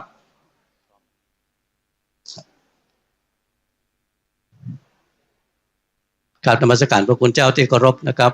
ท่านผู้บริหารที่เคารพครูบาอาจารย์นักศึกษาที่รักทุกคนครับความพร้อมของเราในที่นี้มีกันเรียบร้อยแล้วนะครับพร้อมกันถึงมดถึงมวลแล้วโอกาสจากนี้ไปสราวุฒิชัยนินน้องโจจะได้เป็นคนดำเนินรายการในการทำบุญของเราในวันนี้ครับเชิญสราวุฒินะครับครับกราบขอบพระคุณท่านอาจารย์วิโรธประธานฝ่ายศาสนพิธีครับกราบนมัสการพระเดชพระคุณท่านพระครูสมุขวิสุวัตรวรกิจโจเจ้าวาดวัดฝ่ายหินพร้อมด้วยคณะสงฆ์สามเณรที่เคารพอย่างสูงครับเรียนท่านที่การบดีคณะผู้บริหารหัวหน้าส่วนงานท่านผู้มีเกียรติที่เคารพทุกท่านครับขอนำทุกท่านเข้าสู่พิธีทำบุญทอดกฐินมหาวิทยาลัยเชียงใหม่ประจำปี 2567 ในโอกาสนี้ครับก่อนที่จะได้เข้าสู่ศาสนพิธีครับในโอกาสนี้ขอเรียนเชิญท่านอธิการบดีรองอธิการบดีและผู้ช่วยอธิการบดีรวม4ท่านได้ให้เกียรติเป็นผู้แทนมหาวิทยาลัยในการเปลี่ยนผ้าครองพระพุทธปฏิมาในศาลาธรรมวัดฝ่ายหินขอเรียนเชิญทั้ง4ท่านขอเรียนเชิญครับครับขอเรียนเชิญท่านอธิการบดีท่านรองอธิการบดีครับแล้วก็ท่านผู้แทนผู้บริหารอีก1ท่านเป็น4ท่านครับผมฉันจะได้ขึ้นเปลี่ยนถวายผ้าครองผืนใหม่ แด่องค์พระพุทธปฏิมาประธานในสารธรรมวัดไฟหินแห่งนี้ซึ่งใช้เป็นสถานที่ในการบำเพ็ญบุญกิริยาต่างๆของคณะศรัทธาวัดไฟหินและของคณะผู้บริหารคณาจารย์นักศึกษาของมหาวิทยาลัยเชียงใหม่โดยวัดไฟหินแห่งนี้ครับเป็นวัดสำคัญวัดเก่าแก่ของเมืองนพบุรีศรีนครพิงค์กล่าวคือเป็นวัดที่พระอภัยสารทาสังฆปาโมกข์หรือเจ้าคณะจังหวัดเชียงใหม่รูปแรกได้เคยอยู่ในการบำเพ็ญจิตตภาวนาเป็นเจ้าวาดวัดไฟหินแห่งนี้และเมื่อปี 2512 เป็นต้นมาครับท่านคณะผู้บริหารนะครับโดยท่านนายกสภามหาวิทยาลัยและคณะผู้บริหารของมหาวิทยาลัยเชียงใหม่ในสมัยนั้นก็ได้มาปวารณาต่อสงฆ์วัดไฟหินว่านับตั้งแต่บัดนี้เป็นต้นไปคือพุทธศักราช 2512 มหาวิทยาลัยเชียงใหม่ขอปวารณาเป็นหน่วยงานอุปถัมภ์เป็นองค์กรอุปถัมภ์วัดไฟหินตลอดไปเพื่อที่จะให้มหาวิทยาลัยเชียงใหม่ได้ช่วยในการบำรุงเสนาสนะ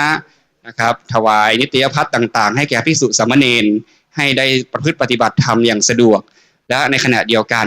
วัดไฟหินโดยท่านเจ้าอาวาสโดยคณะสงฆ์ทุกยุคทุกสมัยต่างก็ได้ให้ความอนุเคราะห์แก่มหาวิทยาลัยในการเป็นที่พึ่งทางใจต่างๆรวมถึงมีธรรมสถานที่ให้นักศึกษา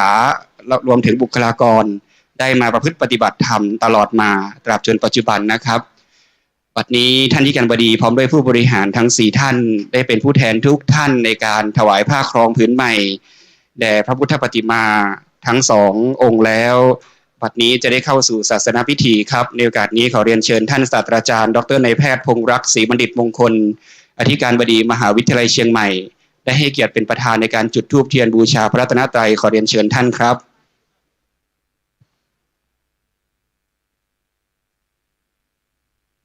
ขอเชิญทุกท่านน้อมประนมมือครับท่านประธานในพิธีจุดเทียนเล่มที่1น้อมบูชาคุณพระธรรมครับท่านประธานจุดเทียนที่2บูชาคุณพระวินัยธูป3ดอกบูชาคุณของพระพุทธเจ้าทั้ง3ประการประกอบด้วยพระปัญญาธิคุณบริสุทธิคุณและพระมหากรุณาธิคุณแห่งพระบรมศาสดาดอกไม้ที่ประดิษฐานบนโต๊ะหมู่บูชาคุณพระอริยสงฆ์สาวกของพระผู้มีพระภาคเจ้าคือบุคคลอันประเสริฐ4จำพวกประกอบด้วยพระโสดาบันพระสกิทาคามีพระอนาคามีและพระอรหันต์ครับบัดนี้ท่านนิการบดีได้จุดธูปเทียนบูชาพระรัตนตรัยเป็นที่เรียบร้อยแล้วลำดับต่อไปครับท่านจะได้น้อมถวายตาลปัตรที่ระลึกงานกฐิน60 ปีมหาวิทยาลัยเชียงใหม่นะครับเดี๋ยวท่านประธานสงฆ์เพื่อที่จะได้ใช้ประกอบพิธีครับ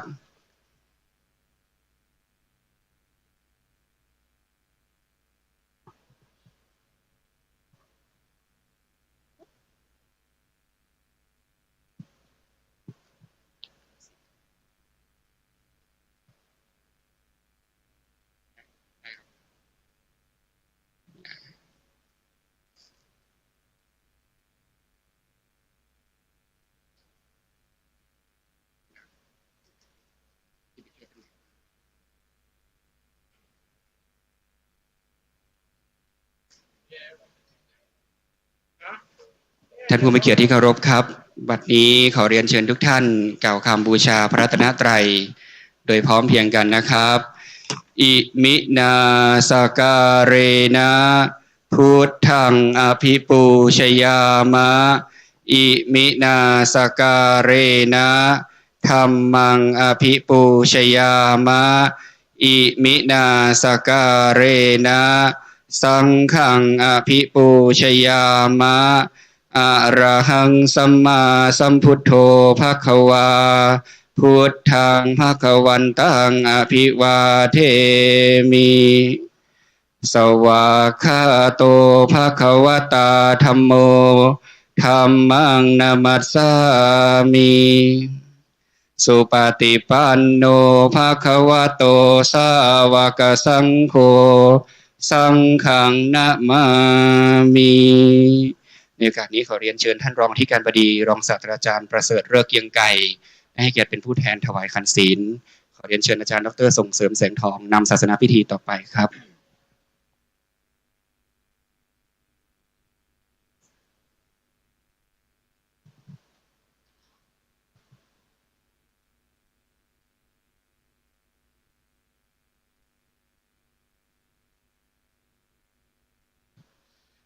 ลำดับต่อไปขอเรียนเชิญทุกท่านอาราธนาศีลพร้อมกันนะครับมะยัมพันเตติสรณเนนะสหปัญจศีลานิยาจามะทุติยัมปิมะยัมพันเต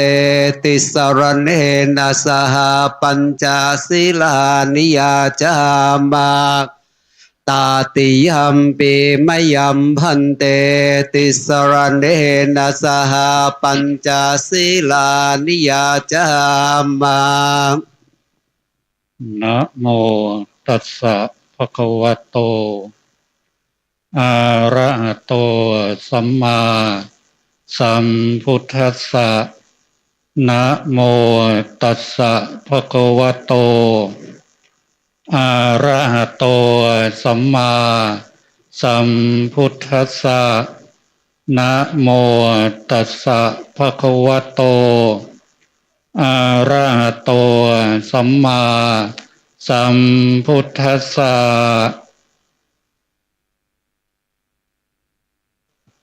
อะระหะโตสัมมาสัมพุทธัสสะนะโมตัสสะภะคะวะโตอะระหะโตสัมมาสัมพุทธัสสะนะโมตัสสะภะคะวะโตอะระหะโตสัมมาสัมพุทธัสสะพุทธังสรณังคัจฉามิพุทธังสรณังคัจฉามิธัมมังสรณังคัจฉามิธัมมังสรณังคัจฉามิสังฆังสรณังคัจฉามิสังฆังสรณังคัจฉามิทุติยัมปิพุทธังสรณังคัจฉามิทุติยัมปิพุทธังสรณังคัจฉามิทุติยัมปิธัมมังสรณังคัจฉามิยัมปิธัมมังสรณังคัจฉามิทุติยัมปิสังฆังสรณังคัจฉามิทุติยัมปิสังฆังสรณังคัจฉามิตติยัมปิพุทธังสรณังคัจฉามิตติยัมปิพุทธังสรณังคัจฉามิตติยัมปิธัมมังสรณังคัจฉามิตติยัมปิธัมมังสรณังคัจฉามิตติยัมปิสังฆังสรณังคัจฉามิตติยัมปิสังฆังสรณังคัจฉามิปานาติปาตาเวรมณีสิกขาปะทังสมาธิยามิอนาติปาตาเวรมณีสิกขาปะทังสมาธิยามิอทินนาทานาเวรมณีสิกขาปะทังสมาธิยามิกาเมสุทานาเวรมณีสิกขาปะทังสมาธิยามิกาเมสุมิจฉาจาราเวรมณีสิกขาปะทังสมาธิยามิกาเมสุมิจฉาจาราเวรมณีสิกขาปะทังสมาธิยามิมุสาวาทาเวรมณีสิกขาปะทัง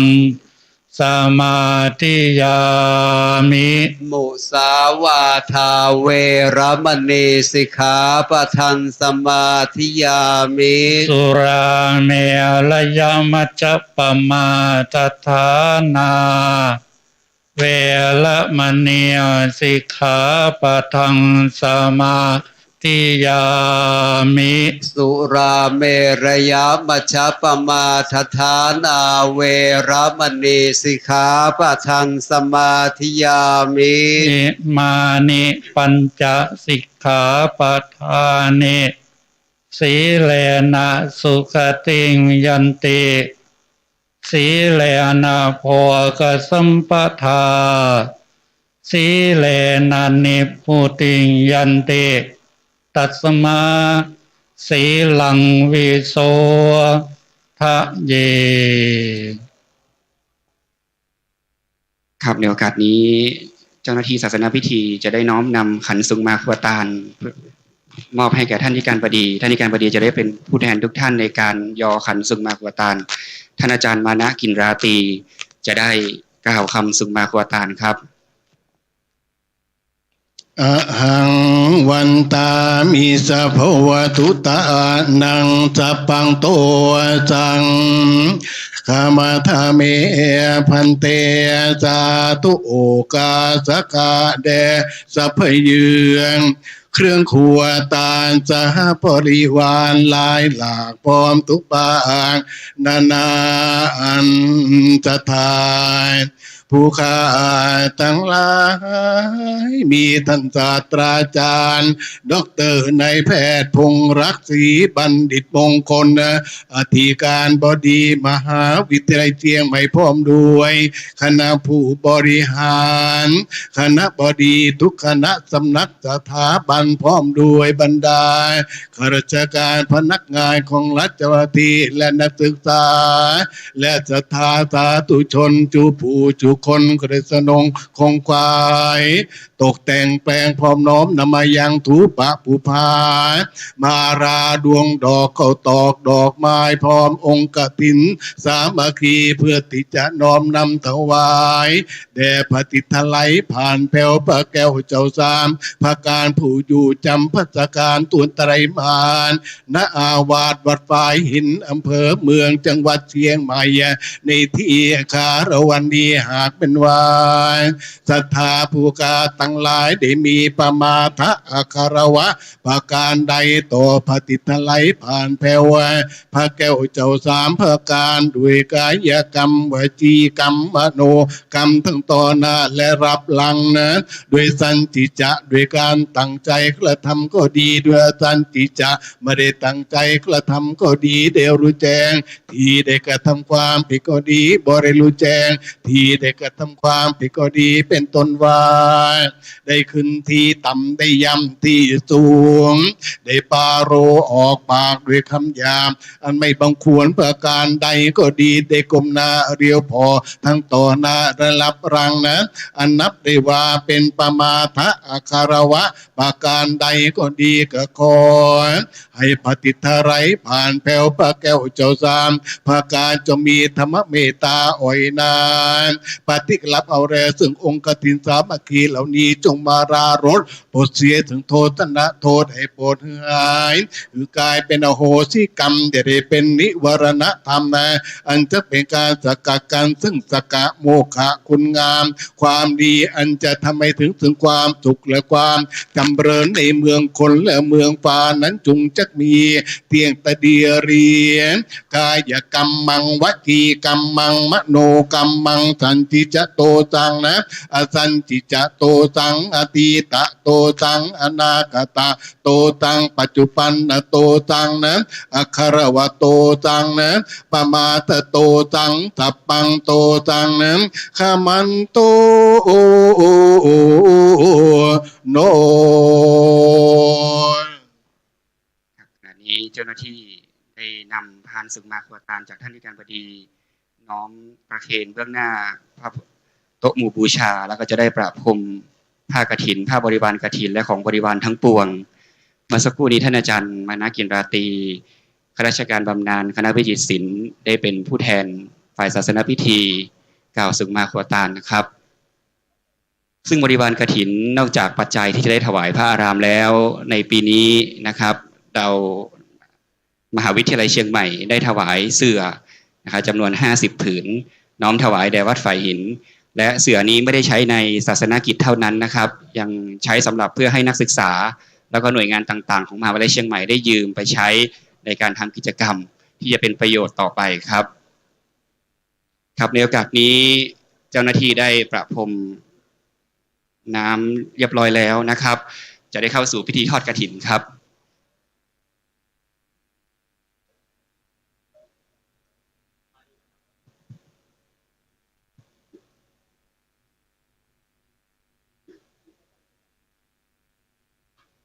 ครับในโอกาสนี้ครับในนามของผู้บริหารมหาวิทยาลัยครับขอได้รับเกียรติจากท่านประธานในพิธีศาสตราจารย์ดร.นายแพทย์พงษ์รักษ์ศรีบัณฑิตมงคลอธิการบดีครับ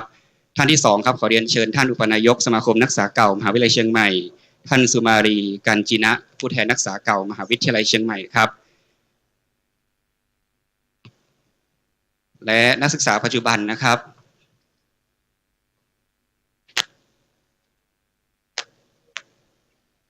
ครับนักศึกษาปัจจุบันขอเรียนเชิญน้องรองนายกสโมสรนักศึกษามหาวิทยาลัยเชียงใหม่นายณภัทรนิราชไผ่ครับเป็นผู้แทนนักศึกษาปัจจุบันและท่านอธิการบดีจะได้เป็นผู้นำในการกล่าวคำถวายกฐินเบื้องต้นขอเชิญทุกท่านกล่าวนะโม3จบพร้อมกันครับนะโมตัสสะภะคะวะโตอะระหะโตสัมมาสัมพุทธัสสะนะโมตัสสะภะคะวะโตอะระหะโตสัมมาสัมพุทธัสสะนะโมตัสสะภะคะวะโตอะระหะโตสัมมาสัมพุทธัสสะอิมังมะยังพันเตสัปริวารังกฐินจีวรทุสังสังคัสสะโอโนชยามะสาธุโนพันเตสังโฆอิมังสัปริวารังกฐินทุสังปฏิคันหาตุปฏิฆเหตวาจาอิมินาทุเสนะกฐินังอัฏฐรตุอัมหากังทีคารตังหิตายะสุขายะนิพพานายะจะข้าแด่พระสงฆ์ผู้เจริญข้าพเจ้าทั้งหลายขอน้อมถวายผ้ากฐินจีวรกับทั้งบริวารนี้แด่พระสงฆ์ขอพระสงฆ์โปรดจงรับผ้ากฐินพร้อมทั้งบริวารทั้งหลายเหล่านี้ของข้าพเจ้าทั้งหลายเมื่อรับแล้วขอจงกรานใช้กฐินด้วยผ้านี้เพื่อประโยชน์และความสุขแก่ข้าพเจ้าทั้งหลายสิ้นกาลนานเทินสาธุครับในโอกาสนี้ขอเรียนเชิญท่านอธิการบดีได้น้อมถวายผ้ากฐินบนพานแว่นฟ้านะครับท่านอุปนายกและอุปนายกสมาคมนักศึกษาเก่าและรองนายกสโมสรนักศึกษามหาวิทยาลัยเชียงใหม่ผู้แทนนักศึกษาปัจจุบันนะครับตามลำดับครับ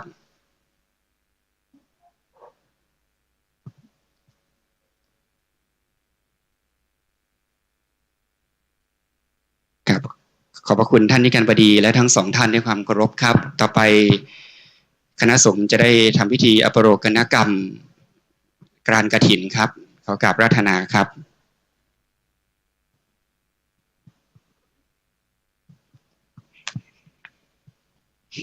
ผ้ากฐินทานกับทั้งผ้าอนิสังสะบริวารทั้งปวงนี้เป็นของศาสตราจารย์ด็อกเตอร์นายแพทย์พงษ์รักษ์ศรีบัณฑิตมงคลอธิการบดีมหาวิทยาลัยเชียงใหม่พร้อมด้วยผู้บริหารคณาจารย์เจ้าหน้าที่บุคลากรนักศึกษามหาวิทยาลัยเชียงใหม่และคณะศรัทธาสาธุชนทุกท่านผู้พร้อมประกอบด้วยศรัทธาอุตสาหะพร้อมเพรียงกันนำมาถวายแด่พระภิกษุสงฆ์ผู้อยู่จำพรรษาท่วนไตรมาสในอาวาสนี้ก็แลผ้ากฐินทานนี้เป็นของบริสุทธิ์ดุจเลื่อนลอยมาโดยนภาอากาศแล้วแลตกลงในที่ประชุมสงฆ์จะได้จำเพาะเจาะจงลงว่าเป็นของพระภิกษุรูปใดรูปหนึ่งก็หามิได้มีพระบรมพุทธานุญาตไว้ว่าให้พระสงฆ์ทั้งปวงยอมอนุญาตให้แก่ภิกษุรูปหนึ่งเพื่อจะทำซึ่งกฐินนัฏฐารกิจตามพระบรมพุทธานุญาต และมีคำพระอัฏฐกถาจารย์ผู้รู้พระบรมพุทธาธิบายสังวรณนาไว้ว่าภิกษุรูปใดประกอบด้วยศีลสุตตาธิคุณมีสติปัญญาสามารถรู้ธรรม8ประการมีบุพกรเป็นต้นภิกษุรูปนั้นจึงสมควรเพื่อจะกระทำกฐินนฐารกิจตามพระบรมพุทธานุญาตได้บัดนี้พระสงฆ์ทั้งปวงจะเห็นสมควรแก่ภิกษุรูปใดจงพร้อมกันยอมอนุญาตให้แก่ภิกษุรูปนั้นเทินผ้ากฐินทานกับทั้งผ้าอานิสังสะบริวารทั้งปวงนี้ข้าพเจ้าพิจารณาเห็นสมควรแก่พระครูสมุวิสุวัตวรกิจโจเป็นผู้มีสติปัญญาสามารถเพื่อกระทำกฐินนฐารกิจให้ถูกต้องตามพระบรมพุทธานุญาตได้ถ้าพระภิกษุรูปใดเห็นไม่สมควรจงทักท้วงขึ้นในท่ามกลางระหว่างสงฆ์ถ้าเห็นสมควรแล้วไซร้จงให้สัทธสัญญาสาธุการขึ้นให้พร้อมกันเถิดสาธุ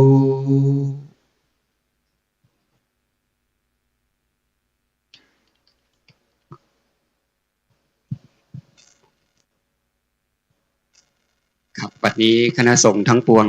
ได้ทำอภโรคณกรรมมีมติเป็นเอกฉันท์นะครับเห็นสมควรถวายผ้ากฐินนี้แด่ท่านพระครูสมุวิสุวัตวรกิจโจซึ่งในค่ำนี้คณะสงฆ์จะได้ทำสังฆกรรมมอบผ้ากฐินและอนุโมทนากฐินในพระอุโบสถต่อไปนะว่าเสร็จสมบูรณ์ในส่วนของฆราวาสต้องขออนุโมทนากับท่านที่การบดีพร้อมด้วยทุกท่านในวันนี้ที่ได้น้อมถวายผ้ากฐินในวันนี้นะครับลำดับต่อไปครับจะได้น้อมถวายบริวารกฐินเบื้องต้น3ชุดนะครับจะได้เรียนเชิญท่านรองที่การบดีทั้ง3ท่านนะครับ4ท่านนะครับขออภัยครับน้อมถวายบริวารเป็นเบื้องต้นก่อนขอเรียนเชิญท่านรองที่การบดี4ท่านประกอบด้วยท่านรองศาสตราจารย์ประเสริฐเลิกเกียงไกรรองศาสตราจารย์เภสัชกรหญิงอุษณีคำประกอบผู้ช่วยศาสตราจารย์ทันตแพทย์พิริยะเชิดเสถียรกุลและรองศาสตราจารย์ดร.วินิตาบุญโยดมน้อมถวายบริวารกฐินทั้ง4ชุดขอเรียนเชิญทั้ง4ท่านครับ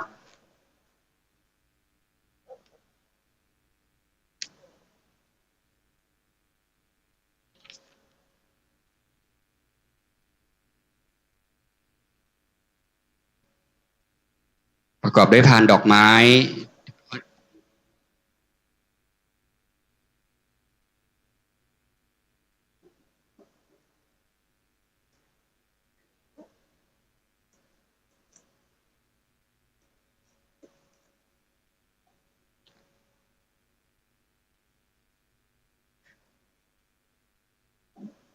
ครับขอบพระคุณและขออนุโมทนากับท่านรองที่การบดีทั้ง4ท่านเป็นอย่างสูงครับเป็นเทียนปฏิโมกข์พานดอกไม้สักการะนะครับหมอนอาสนะนะครับสำหรับบริวารกฐินในชุดแรกลำดับต่อไปเจ้าหน้าที่จะได้เทียบผ้าบริวารกฐิน19ผืนนะครับพร้อมด้วยจตุปัจจัยทายธรรมนะครับขออนุญาตใช้เวลาสักครู่หนึ่งนะครับวันนี้ด้วยงานบุญใหญ่บารมีไพศาลในงานทอดกฐินมหาวิทยาลัยเชียงใหม่ปีนี้นะครับที่ว่าเป็นบุญใหญ่เพราะว่าเป็นบุญที่เกิดด้วยความสามัคคีธรรมนะครับเป็นการร่วมใจของทุกภาคส่วนในมหาวิทยาลัยเชียงใหม่รวมถึงนักศึกษาเก่าแล้วก็นักศึกษาปัจจุบันด้วยทุกส่วนงานต่างร่วมใจกันนะครับร่วมบุญกฐินนี้ให้เป็นองค์กฐินที่งดงามน้อมถวายแด่สงฆ์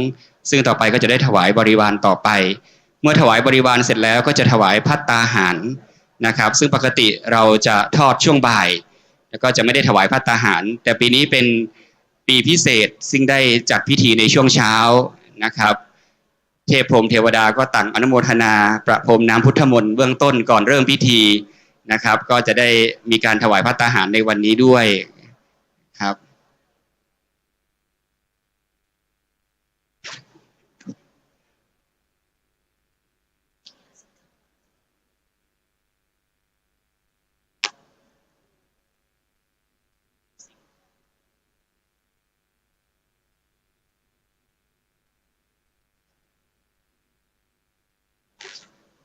ค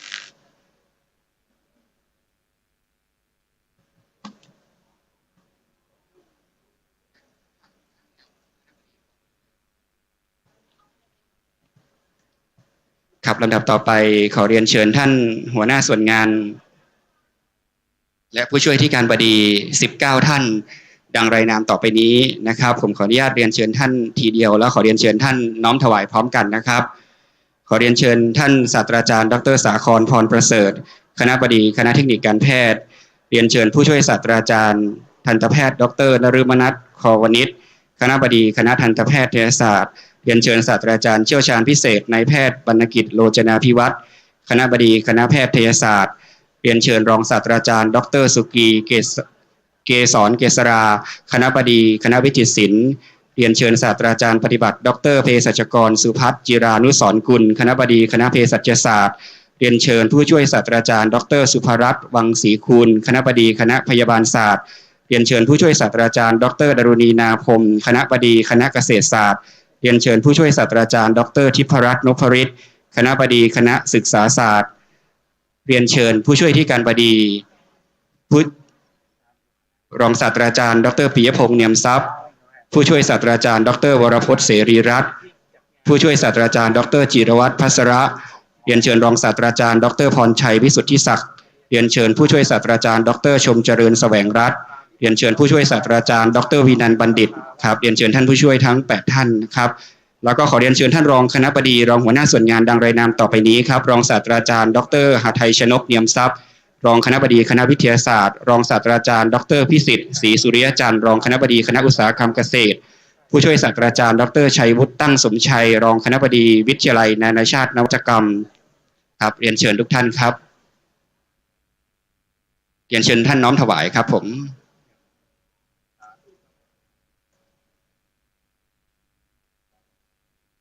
ครับส่วนที่ขึ้นมาตามถวายต่อได้เลยนะครับ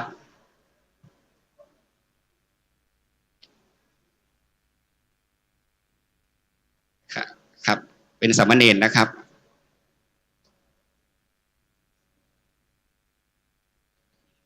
ครับขอบพระคุณท่านผู้บริหารทั้ง19ท่านลำดับต่อไปจะได้เทียบภัตตาหารนะครับขอเรียนเชิญเจ้าหน้าที่ศาสนพิธีครับเทียบภัตตาหาร19ชุดครับผมต้องขออภัยท่านผู้บริหารหัวหน้าส่วนงานทุกท่านนะครับหากจะได้ประกาศรายชื่อสลับ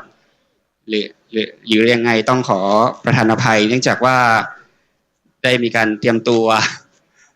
แบบกระชั้นชิดนะครับตามเหตุปัจจัยที่เราเลื่อนเวลาขึ้นมานะครับผม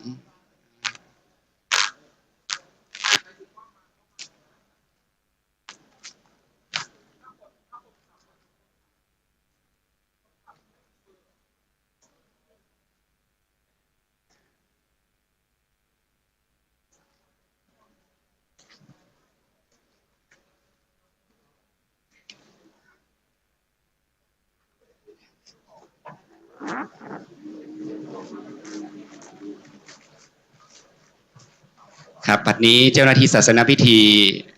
นะครับนำโดยท่านอาจารย์ดร.สมทบภาจรทิพย์ได้เทียบภัตตาหารทั้ง19ชุดแล้วครับขอเรียนเชิญท่านผู้บริหารดังรายนามต่อไปนี้ครับ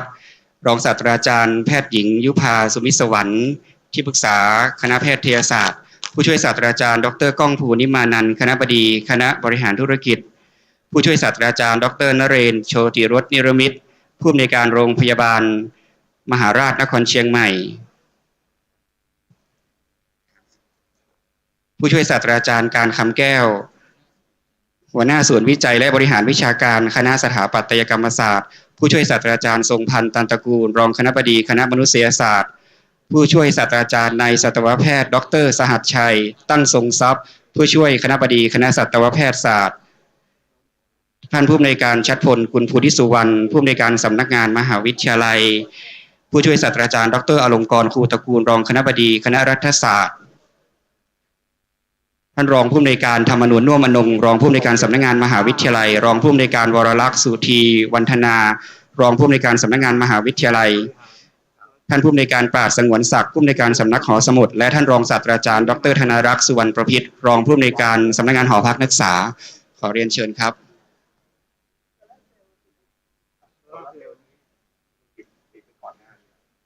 ครับหลังจากท่านผู้อำนวยการธนารักษ์ครับขอเรียนเชิญน้องนักศึกษาซึ่งเป็นผู้แทนนักศึกษาครับเข้าน้อมถวายเลยนะครับครับเรียนเชิญครับแล้วก็จะมีแม่ชีอีก2รูปอีก2ท่านขออภัยครับแม่ชีวัดฝ่ายหินเจริญอายุวัฒนมงคล90 ปีนะครับคร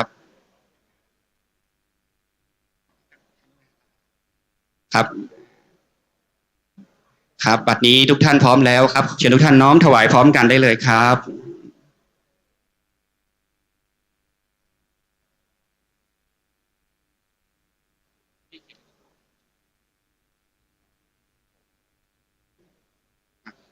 ครับขอบพระคุณและขออนุโมทนากับท่านหัวหน้าส่วนงานผู้บริหาร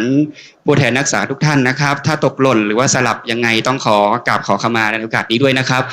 ในโอกาสนี้ขอกราบพระธนาคณะสงฆ์4 รูปครับเป็นผู้แทนรับประเคนต้นเงินบริวารกฐินขอเชิญผู้แทนทุกส่วนงานครับที่ได้จัดเตรียมต้นเงินนะครับของบริวารประจำต้นได้เลยนะครับทุกส่วนงานครับผมขอเรียนเชิญครับผมได้น้อมถวายขอกราบพระธนาผู้แทนคณะสงฆ์4 รูปครับรับประเคนครับผม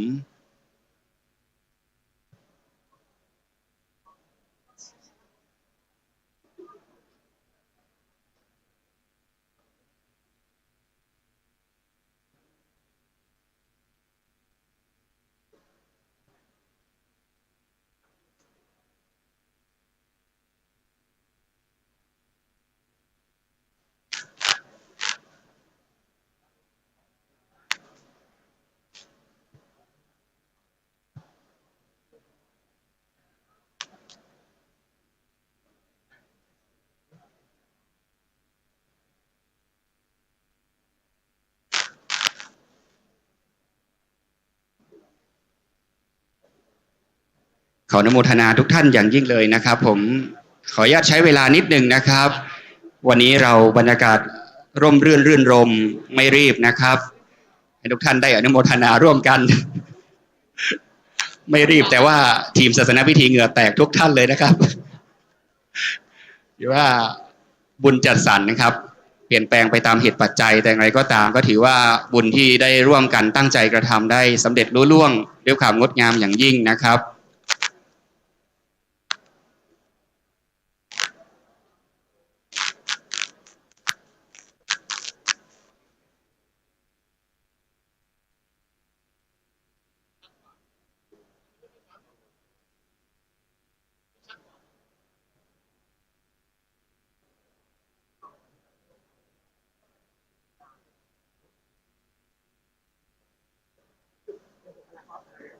ครับขอบพระคุณและขออนุโมทนา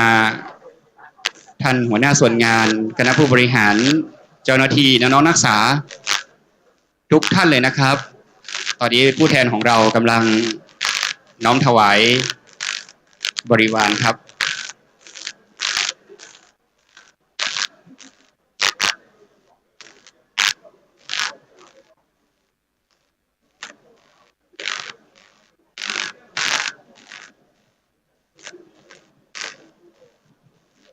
กราบขอบพระคุณผู้แทนคณะสงฆ์ครับแล้วก็กราบขอบพระคุณท่าน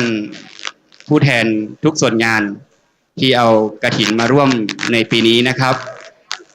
เมื่อเรียบร้อยแล้วขอเชิญทุกท่านได้ประจำที่นั่งรับรองเดิมได้เลยครับท่านผู้มีเกียรติที่เคารพครับเป็นประจำของทุกปีที่เราจะได้มีการประกวดขบวนกฐินไปด้วยนะครับถึงแม้ปีนี้หลายๆท่านตั้งใจมากเลยนะครับในการจะจัดเตรียมขบวนให้งดงามสง่างามที่สุดแต่ว่าด้วยฝนตกนะครับเราก็ถือว่าให้คะแนนตั้งแต่ขณะยังไม่เดินเลยเพื่อให้ทุกท่านไม่เสียแรงเปล่านะครับแต่ว่าอย่างไรก็ตามครับวันนี้ผู้ทรงคุณวุฒิคณะกรรมการโดยการประสานงานของคณะกรรมการสภาพนักงานได้ตัดสินรางวัลการประกวดขบวนกฐินมหาวิทยาลัยเชียงใหม่ประจำปี 2567 เรียบร้อยแล้วดังที่ท่านตั้งใจเข้าร่วมนะครับครับผมตอนนี้ผลมาถึงผมแล้วจะได้ประกาศรางวัลประกวดขบวนกฐินมหาวิทยาลัยเชียงใหม่ประจำปี 2567 นะครับขออนุญาตเริ่มจากรางวัลรองชนะเลิศอันดับ2ครับขอเรียนเชิญท่านรองอธิการบดีครับรองศาสตราจารย์เภสัชกรหญิงอุษฎีคำประกอบเป็นผู้มอบขอเรียนเชิญท่านครับ เป็นรางวัลรองชนะเลิศอันดับที่2นะครับครับรางวัลรองชนะเลิศอันดับที่2การประกวดขบวนกฐินมหาวิทยาลัยเชียงใหม่ประจำปี 2567 ได้แก่คณะแพทยศาสตร์ครับขอแสดงความยินดีกับคณะแพทยศาสตร์ด้วยนะครับเป็นรางวัลที่3นะครับหรือว่ารองชนะเลิศอันดับ2ครับสำหรับโล่รางวัลนะครับสวยสดงดงามนะครับออกแบบโดยท่านอาจารย์ต่อพงษ์เสมอใจสำนักส่งเสริมศิลปวัฒนธรรมและล้านนาสร้างสรรค์ครับเป็นการนำหางวันนะครับซึ่งเป็นสถาปัตยกรรมสำคัญของล้านนาที่จะเอาประดิษฐานไว้ตามหัวมุมพระวิหารพระอุโบสถศาลาการประเรียนต่างๆนะครับจะมีเป็นเอกลักษณ์ของล้านนาเลยนะครับผมขอบพระคุณท่านรองที่การบดีเป็นอย่างสูงครับขอบพระคุณท่านคณบดีคณะแพทยศาสตร์ครับต่อไปจะเป็นการประกาศรางวัลรองชนะเลิศอันดับ1ครับขอเรียนเชิญท่านรองที่การบดีรองศาสตราจารย์ประเสริฐเลิศเกียงไกรเป็นผู้มอบขอเรียนเชิญท่านครับครับและรางวัลรองชนะเลิศอันดับ1รางวัลประกวดขบวนกฐินมหาวิทยาลัยเชียงใหม่ประจำปี 2567 ได้แก่คณะศึกษาศาสตร์ครับครับขอเรียนเชิญรับมอบจากท่านรองคณบดีครับผมซึ่งท่านคณบดีได้กรุณาเข้ามอบด้วยตัวท่านเองเลยนะครับ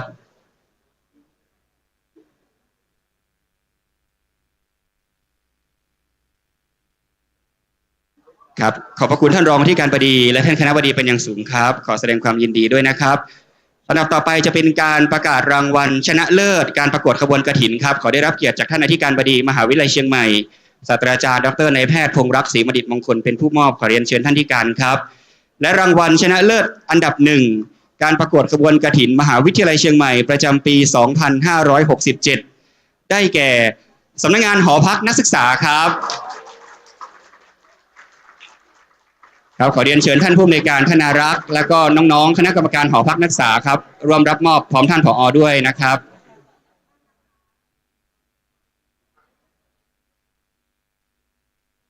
ครับขอแสดงความยินดีกับสำนักงานหอพักด้วยนะครับสำหรับส่วนงานและหน่วยงานอื่นๆที่ได้เข้าร่วมนะครับถือว่าทุกท่านเป็นผู้ชนะด้วยกันหมดนะครับถือว่าชนะใจตนเองที่ได้ร่วมกันนะครับในการนะครับผมร่วมในพิธีในวันนี้ครับขอแสดงความยินดีกับสำนักงานหอพักด้วยครับในโอกาสนี้ครับขอเรียนเชิญท่านที่การบดีกล่าวอนุโมทนากับทุกส่วนงานและผู้มีส่วนในกฐินในวันนี้ขอเรียนเชิญท่านครับกราบนมัสการพระคุณเจ้าทุกรูปนะครับเรียนท่านผู้บริหารท่านรองที่การบดีท่านหัวหน้าส่วนงานท่านผู้ช่วยที่การบดีท่านผู้บริหารทุกระดับนะครับบุคลากรเจ้าหน้าที่น้องๆนักศึกษาทั้งจากหอพักจากสโมสรนะครับแล้วก็จากตัวแทนจากทุกคณะครับในนามของมหาวิทยาลัยเชียงใหม่ต้องขอกราบขอบพระคุณนะครับทุกท่านทุกส่วนงานที่ได้มาร่วมในการทำบุญทอดกฐินประจำปีของมหาวิทยาลัยเชียงใหม่ในครั้งนี้นะครับการเข้ามาทำบุญร่วมกันก็เราจะได้รวมพลังกันนะครับแล้วก็เงินจากการทำบุญเราก็มาสนับสนุนวัดฝายหินนะครับซึ่งเป็นวัดที่อยู่ใกล้อยู่ติดกับรั้วมหาวิทยาลัยเชียงใหม่เป็นวัดที่มหาวิทยาลัยเชียงใหม่ได้ดูแลอุปถัมภ์มาโดยตลอดนะครับก็ในนามของมหาวิทยาลัยเชียงใหม่ขอกราบขอบคุณทุกท่านที่ได้มาร่วมแรงร่วมใจนะครับทั้งการจัดประกวดจัดต้นไม้เงินไม้ทองนะครับแล้วก็มีจิตการเป็นกุศลทุกท่านนะครับก็ขอให้บุญกุศลที่ได้รับวันนี้นะครับได้สะท้อนย้อนกลับไปให้ทุกท่านนะครับทั้งผู้บริหารคณาจารย์บุคลากรน้องๆนักศึกษานะครับทั้งจากสโมสรจากสภาแล้วก็หอพักนะครับได้มีสุขภาพร่างกายที่แข็งแรงทำสิ่งใดก็ขอให้สมหวังสมปรารถนาทุกประการนะครับขอบคุณมากครับ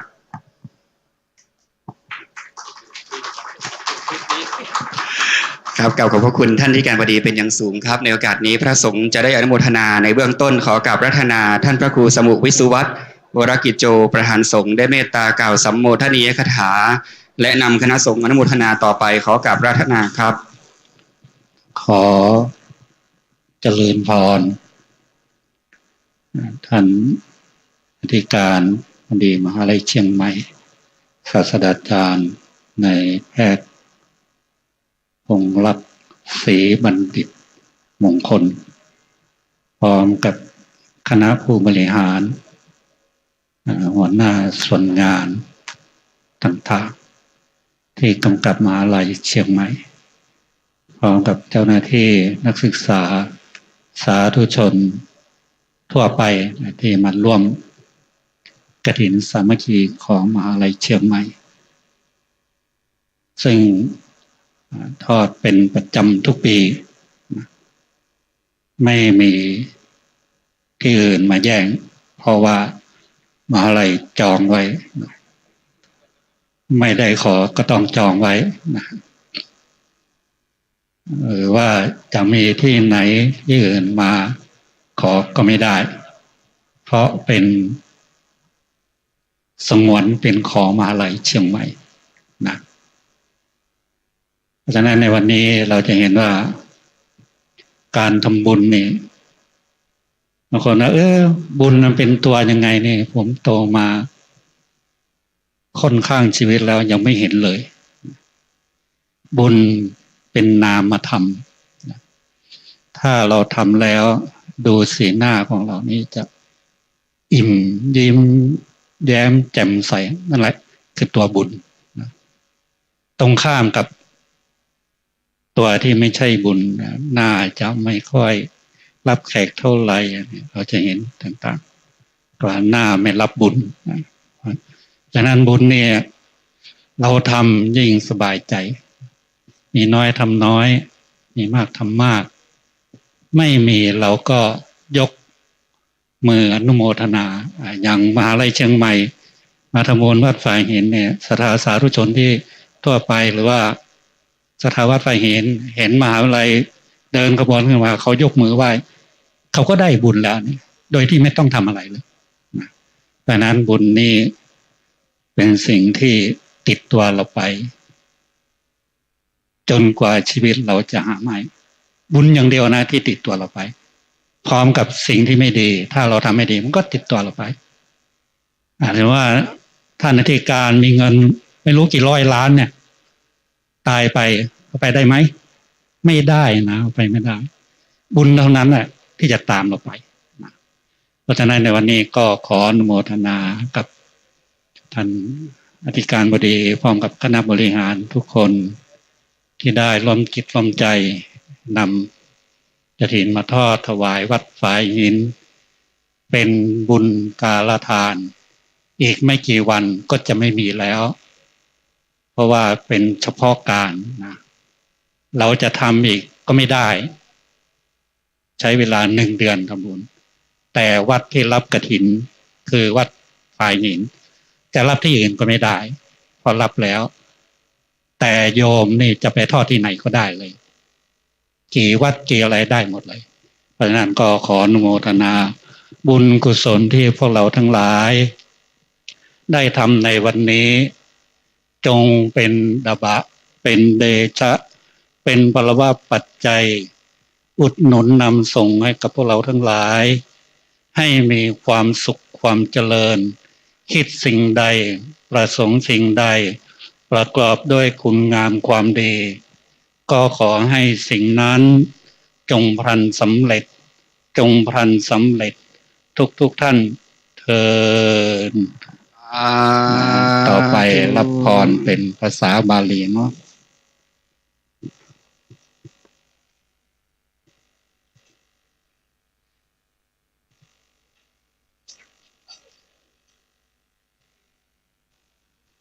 ยะถามวาริวาหาปุลาปาริปุเรนติสากลังเอวะเมวะอิโตทินังเปตานังอุปกปปติอิจิตังปฏิตังตุมังคิปะเมวะสมิจจันตุสัพเพปุเรนตุสังกปาจันโทปนรโสยะถามณิโชติรโสยะถาสัพพิติโยวิวัจจันตุสัพ ปะโลโควินาสตุมาเตภวันตรายโยสุขิติขายุโกปวัสสัพพิ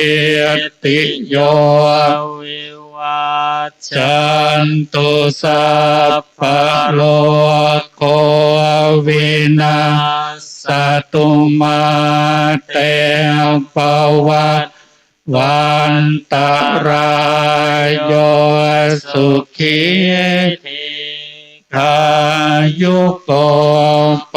วัสสัพพิติโยวิวัชจันตุสัพพะโลกโควินาสตุมาเตปวัตวันตรายโยสุขิอายุโกภวะอภิวันทนาสิเรสนิจังวุตาปัจจายโนจัตตารโอธัมมาวัฏฐันติอายุวันโนสุขังปารังกาเลทัทธันติสัพพัญญาวัฏัญญูวิตามัจฉรากาเลนะทินนังอริเยสุอุชุปุเตสุตาติสุวิปปัสสันนมนาตาสวิปุราโหติทาคินาเยตัตถะอนุโมทันเตวัยยาวัจจังกรณติวานาเตนะทากินาโอนาเตปิปุญญาสภาคิโนตัสสมาตเตอัปปติวานาจิตโตยัตตตินังมหาปะลังบุญญาณิปรโลกัสสมิงปฏิทาโหนติปานินันติภวตุสัพพมังคารังรักขันตุสัพพเทวตาสัพพพุทธานุภาเวนัสสัทธาโสทิภวันตุเตภวตุสัพพมังคารังรักขันตุสัพพเทวตาสัพพธรรมานุภาเวนัสสัทธาโสทิภวันตุเตภวตุสัพพมังคารังรักขันตุสัพพเทวตาสัพพสังฆานุอาเวนัสสัทธาโสทิภวันตุเตสาธุสาธุสาธุครับพระสงฆ์ได้อนุโมทนาเป็นที่เรียบร้อยแล้วครับท่านผู้มีเกียรติที่เคารพทุกท่านครับก่อนที่ท่านอาจารย์ดร.ส่งเสริมแสงทองจะได้นำทุกท่านแผ่เมตตานะครับขอเชิญทุกท่านได้อนุโมทนากับยอดกฐินณเวลา 10 นาฬิกานะครับหมายถึงว่าตอนนี้ยังไม่ได้นับที่เป็นต้นกฐินนะครับก็คือจะมีเพิ่มกว่านี้อีกเดี๋ยวกองคลังจะได้นับเพิ่มนะครับณ 10 นาฬิกาวันที่ 2 พฤศจิกายน 2567 ยอดกฐินที่มหาวิทยาลัยเชียงใหม่ น้อมถวายแด่วัดฝ่ายหินรวมทั้งสิ้น 519,056 บาท 50 สตางค์ขอเชิญทุกท่านอนุโมทนาครับสาธุสาธุสาธุลำดับต่อไปขอเรียนเชิญทุกท่านแผ่เมตตาแบบล้านนานะครับเอตันตานากัมมันเนปานาปัจจยโยโหนตุโนเนจังเอตันศีลากัมมังปัจจยโยโหนตุโนเนจังเอตัมภาวนากัมมังใจโยโหนตุโนเนจังยังกินจิกุสาลังกาตาปังกัมมังสาเปหิกาตัมปุญญังโนอนุโมทันตุสุนันตุพนโตเยเตวะอาสามิงทานเนอาคิคาตามกาสตาโหนตุสาปาสตานังสุขีอาตานัมปาริหารันตุปิตาสุขีตาโหนตุตุขาปามุญจันตุสาเพยาตากาสุขีตาตุขาปามุญจันตุสาเพอัญญาตากาสุขีตาข้าปามุญจันตุสาเพปิสาสาเพญาคาสาเพเปตาสุขิตาข้าปามุญจันตุสาเพนาคาตาสุขิตาหนตุปามุญจันตุสาเพเตวาสุขิตาหนตุปามุญจันตุสาเปอาจาริโยปัจจายาสุขิตาหนตุปามุญจันตุสาปาสัมปตินันสามิจันตุโอมกลับลาไว้ไปทำพระรัตนตรัยพร้อมกันในวันตาหลวงก่อนนะครับสาธุวันตาเมพุทธังสาปัมเมโทสังกามามเอวันตาเมธัมมังสาปัมเมโทสังฆามาพันเตวันตาเมสังฆังสาปัมเมโทสังฆามาพันเตวันตาเมโคโรโอปัชฌายาลิเยสาปังเมมาทะเมพันเตวันทามิกัมมาฐานังสาปังเมอามาทะเมพันเตวันตามิอาราเมพัทาสีมายัง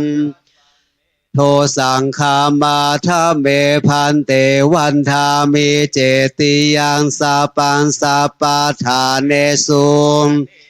ตาสาลีลาตาตุโยหาโพธิงโพธารูปังสากาลังสาตานาคาเทวาโลเกพรหมาโลเกชัมพูทิเปลังกาทิเปสาลีลาตาตุโยธาตุโยอาราหันธาธาตุโยเกติยังกันธาโกตินจตุสาหาเสธรรมขันเทสะเพสัมปทาเจติยังอหังวันธามิสาปะโสต่อไปหันรับธรรมประสงค์นะครับเพื่อน้อมขอขมากุศลนะครับในพระคุณท่านครับสาธุวันธามิพันเตสะปังอาปาราธัมทาเมพันเตมยากาตัมปุญญังสามินาอนุโมมพันสามินากาตัมปุญญามไมหันตาตาปังสาธุสาธุอนุโมทามิจัตตาโลธัมมาหมทันติอายุวันโนสุขังปะลาสาธุเดี๋ยวรับแจกหนังสือเนาะเป็นหนังสือ31ภพภูมิที่อาจารย์ภัสกรท่านมรณภาพไปแล้วทิ้งไฟล์ไว้ให้เนาะก็เลยมาพิมพ์ครับ คณะสงฆ์โดยความเมตตาของท่านพระครูสมุวิศวัตรวรกิจโจได้มีหนังสือที่ระลึกงานกฐินมอบแด่ทุกท่านนะครับเป็นหนังสือ31ภพภูมิเพื่อให้เป็นระเบียบเรียบร้อยนะครับวันนี้ทุกท่านมาเยอะนะครับแล้วก็สถานที่จำกัดก็เลยได้มอบให้ทีมพิธีการได้เป็นผู้เชิญไปมอบให้แก่ทุกท่านนะครับครับลำดับต่อไปนะครับจะได้เรียบร้อยนะครับเดี๋ยวจะได้บันทึกภาพหมู่ตรงนี้ดีไหมครับพี่เนาะโอเคครับขอเก้าอี้1ตัวนะครับได้ครับขอเมตตาเก้าอี้1ตัวครับขอเมตตาเก้าอี้1ตัวแล้วก็จะขออนุญาตเรียนเชิญท่านผู้บริหารที่อยู่ในศาลาก่อนนะครับเป็นภาพแรกนะครับหลังจากนั้นก็จะด้านนอกนะครับแต่ละส่วนงานสามารถมาบันทึกภาพได้เลยนะครับเดี๋ยวมีโรงทานอยู่นะใครจะ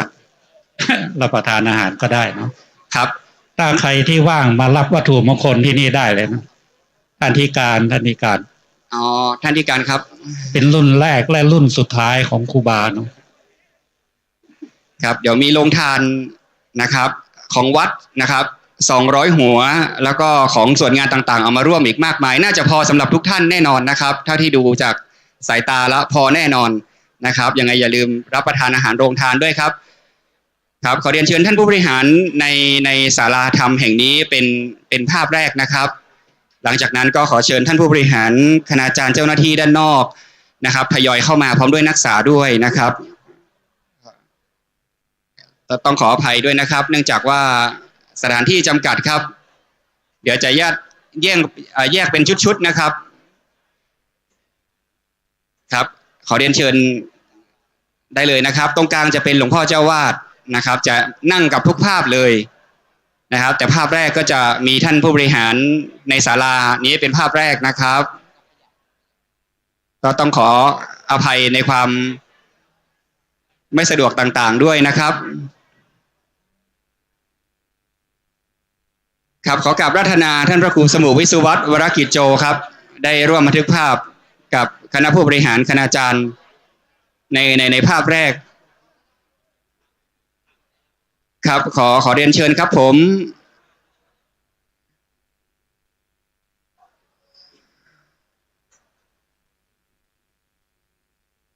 ครับวันนี้นะครับคณะกรรมการส่งเสริมศาสนามหาวิทยาลัยเชียงใหม่นำโดยท่านรองศาสตราจารย์ดร.วิโรจน์ อินทนนท์ประธานอนุกรรมการฝ่ายศาสนพิธีนะครับก็ต้องขอบพระคุณทุกภาคส่วนที่ได้ร่วมกันดำเนินพิธีให้สมบูรณ์ในวันนี้หากจะได้ดำเนินพิธีผิดพลาดประการใดต้องขอขมาอภัยมาในโอกาสนี้ด้วยนะครับ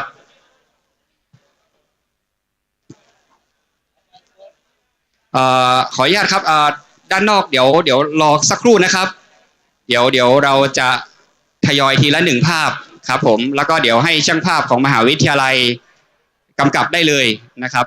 แล้วเดี๋ยวจะลง Facebook มหาวิทยาลัยท่านสามารถไปโหลดได้เลยนะครับทำไมงั้นเดี๋ยวจะไม่ครบครับอโล1 2ครับอโล1 2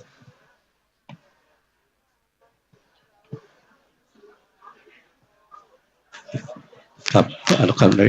อโล1 2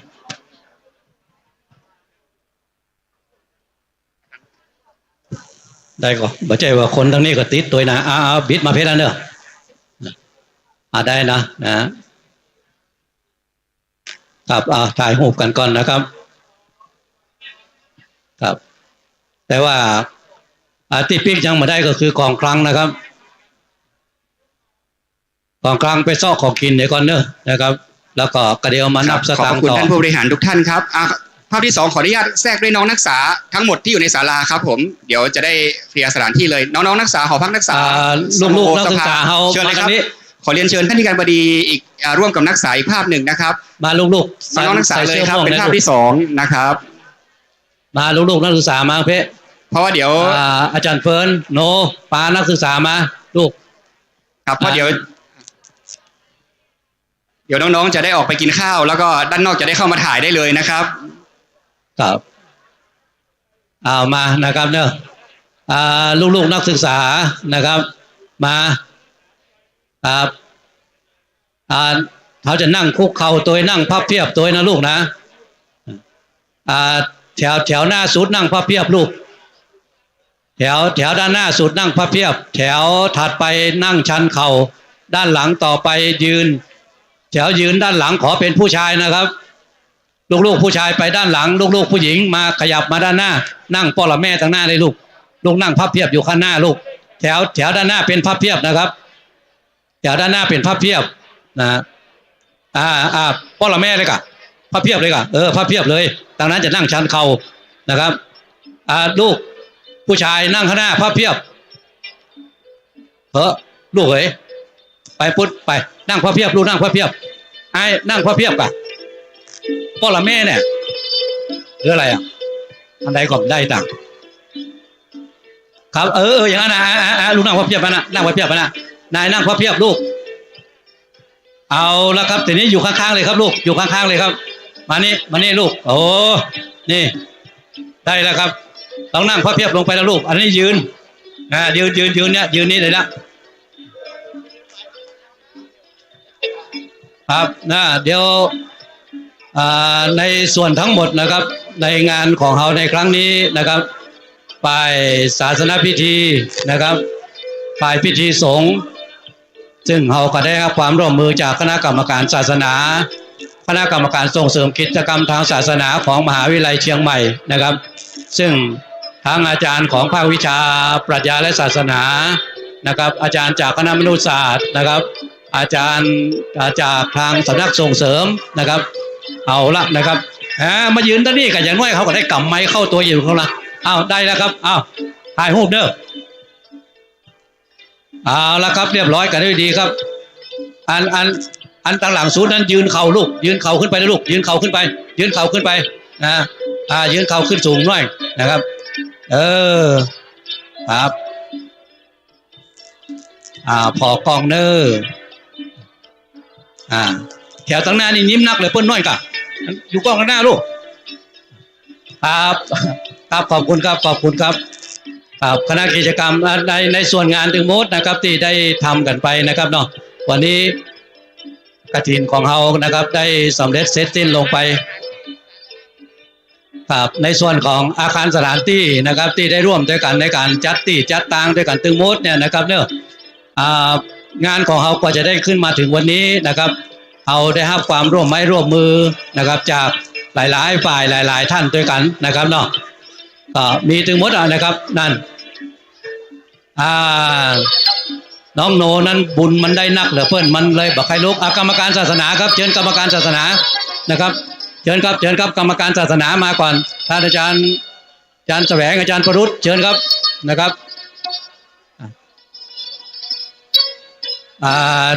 อันนั้นเดี๋ยวก่อนเดี๋ยวกรรมการศาสนาจะเข้าถ่ายนะครับเดี๋ยวกรรมการศาสนาแป๊บหนึ่งนะครับ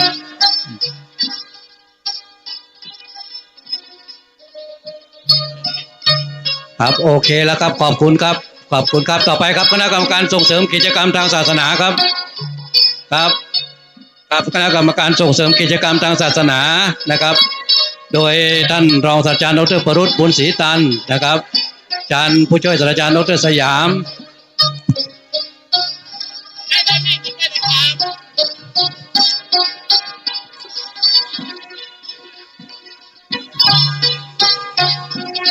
มาแล้วเนาะครบแล้วเนาะครบแล้ว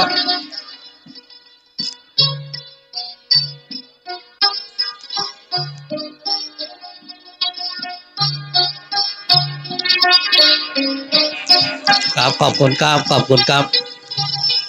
เอาไผ่มาได้หนังสือเตื้อมาเอาหนังสือนะครับยกไปลูก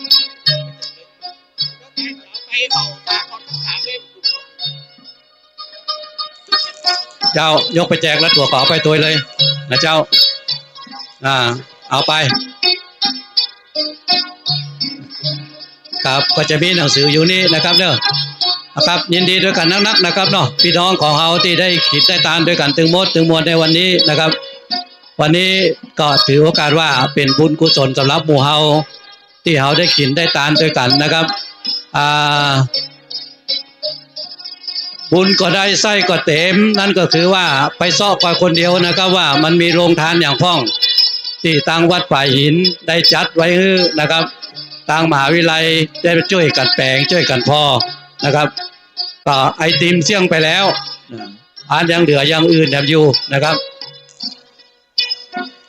ก็อันนี้ก็เป็นความม่วนอันหนึ่งนะครับของการกินการทานก็อย่างเงี้ยนะครับเนาะมันเบิ้นได้กินได้ทานด้วยกัน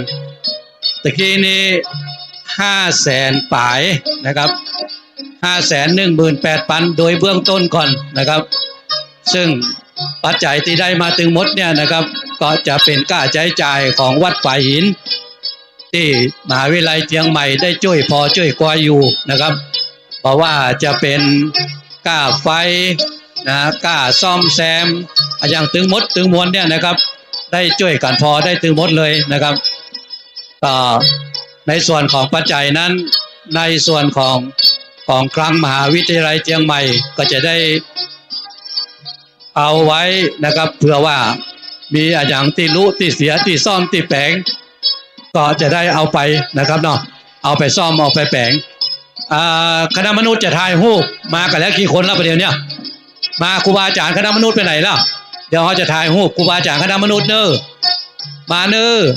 อาจารย์คณะมนุษย์พี่น้องเจ้าคณะมนุษยศาสตร์มีไหนแล้วเขาจะทายฮูกบอลลูนเพื่อนประเดี๋ยวนี้แปลงต้นจัดเหมาะจัดงามแล้วนะประเดี๋ยวนี้นะครับวันนี้รองคณบดีกำต้นคนเดียวเอามายืนมาอยู่ตั้งหน้าไปเด้อถ่ายรูปกันนะครับเดี๋ยวจะถ่ายรูปตั้งหมู่พี่น้องเจ้าคณะมนุษย์กล้องเขามีกล้องมหาวิทยาลัยด้วยกันเด้อมาหมดละเอียดละอ่อนครูบาอาจารย์มามีไหนล่ะครูบาอาจารย์คณะมนุษย์มาเด้อพี่น้องเจ้าคณะมนุษยศาสตร์ผู้คนนะครับมาเด้อครับเด้อมาละถ่ายรูปละกล้องเขาคนเดียวเอาถ่ายนะครับ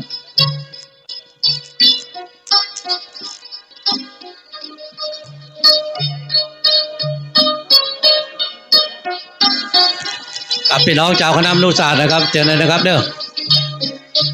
อาจารย์ประรุษมาเพ่ก่อนอาจารย์ประรุษมาถ่ายรูปกันเชิญอาจารย์ประรุษกันอาจารย์แสวงอาจารย์สยามไปไหนล่ะนี่หมดล่ะอาจารย์ประรุษมา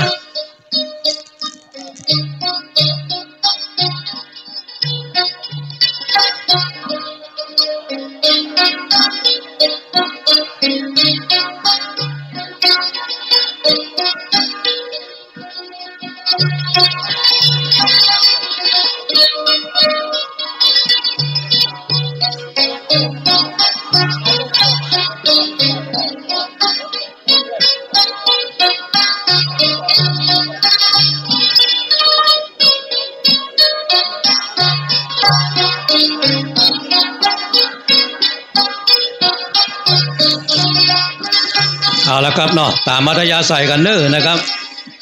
วันนี้ในส่วนถึงหมดถึงมวลละนะครับเน้อต้นเอาไปตีเพื่อนเนี่ยแล้วเอาต้นปิกนะครับเอาสตางค์ออกเพื่อกับมวลของคลังไปช่วยเอาสตางค์ออกนะครับอันนี้คือเดี๋ยวคณะมนุษย์จะเอาต้นปิกนะครับแต่ว่าจะเอาสตางค์ออกก่อนเน้อพี่น้องคลังเน้อพี่น้องของคลังนะครับต้นไผ่ต้นมันที่จะเอาไปนะครับแต่ว่าสตางค์เอาลงละไว้ฮือกรรมเอาหอพักเอาจ้างออกไปแต่ว่าสตางค์เอาละไว้นี่ก่อนเก็บสตางค์ออกเดี๋ยวก่อนเขาจะได้ช่วยกันเก็บช่วยกันพอครับสุมาเถอะนะครับเนาะวันนี้ได้ช่วยเหลือกันนะครับได้ช่วยกันพอช่วยกันกอยก็ม่วนก็งานกันไปนะครับเนาะก็ถือโอกาสกันว่ากินม่วนตาลม่วนนะครับพอมีที่ไหนแล้วนะครับเฮาเฮ้มันเปลี่ยนกินม่วนตาลม่วนอย่างกับเจ้ามชเฮานะครับอย่างกับพี่น้องเจ้ามชเฮาได้กินได้ตาลกฐินในยามฝนตกครับก็ม่วนกันไปทำอย่างหนึ่งนะครับเนาะต้นปีนี้บ่ได้แห่ดีก็บ่เป็นอย่างครับแต่ว่าบุญกุศลที่เฮาได้สร้างโดยกันมานะก็เป็นอันดีอันม่วนละสุดท้ายเด็กๆก็เป็นโอกาสที่เขาได้กินได้ทานด้วยกันอันนี้อันจะนับแล้วกันคณะแพทย์คณะอย่าง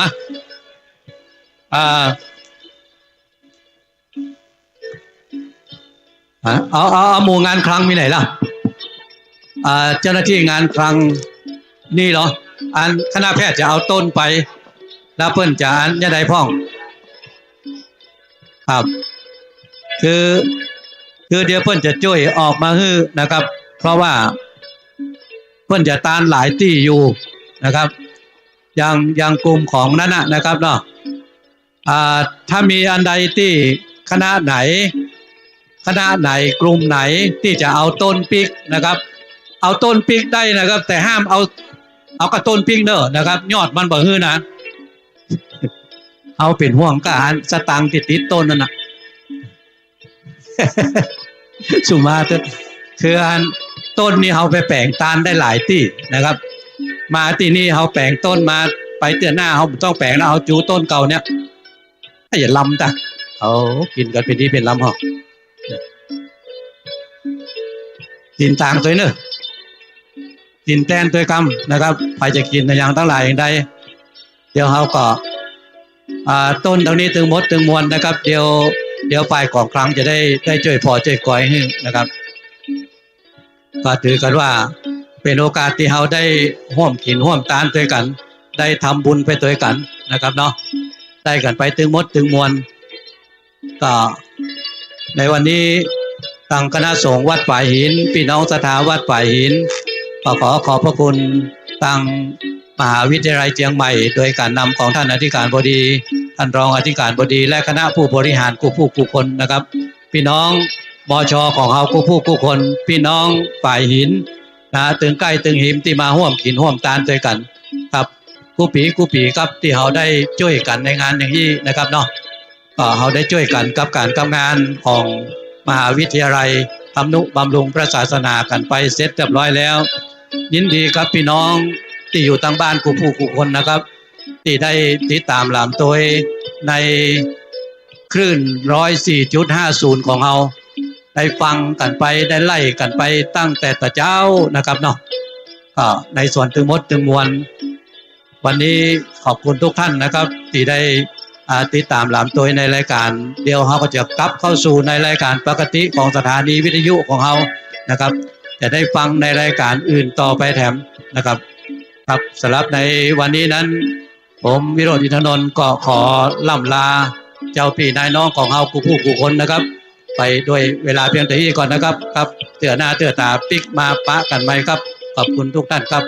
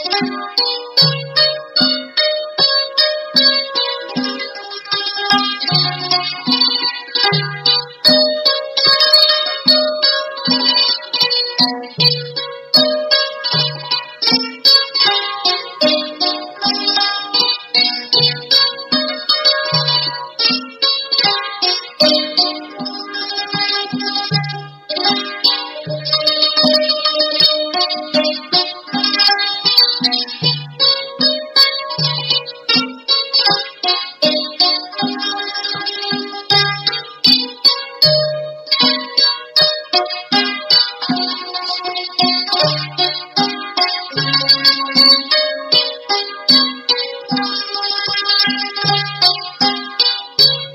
Thank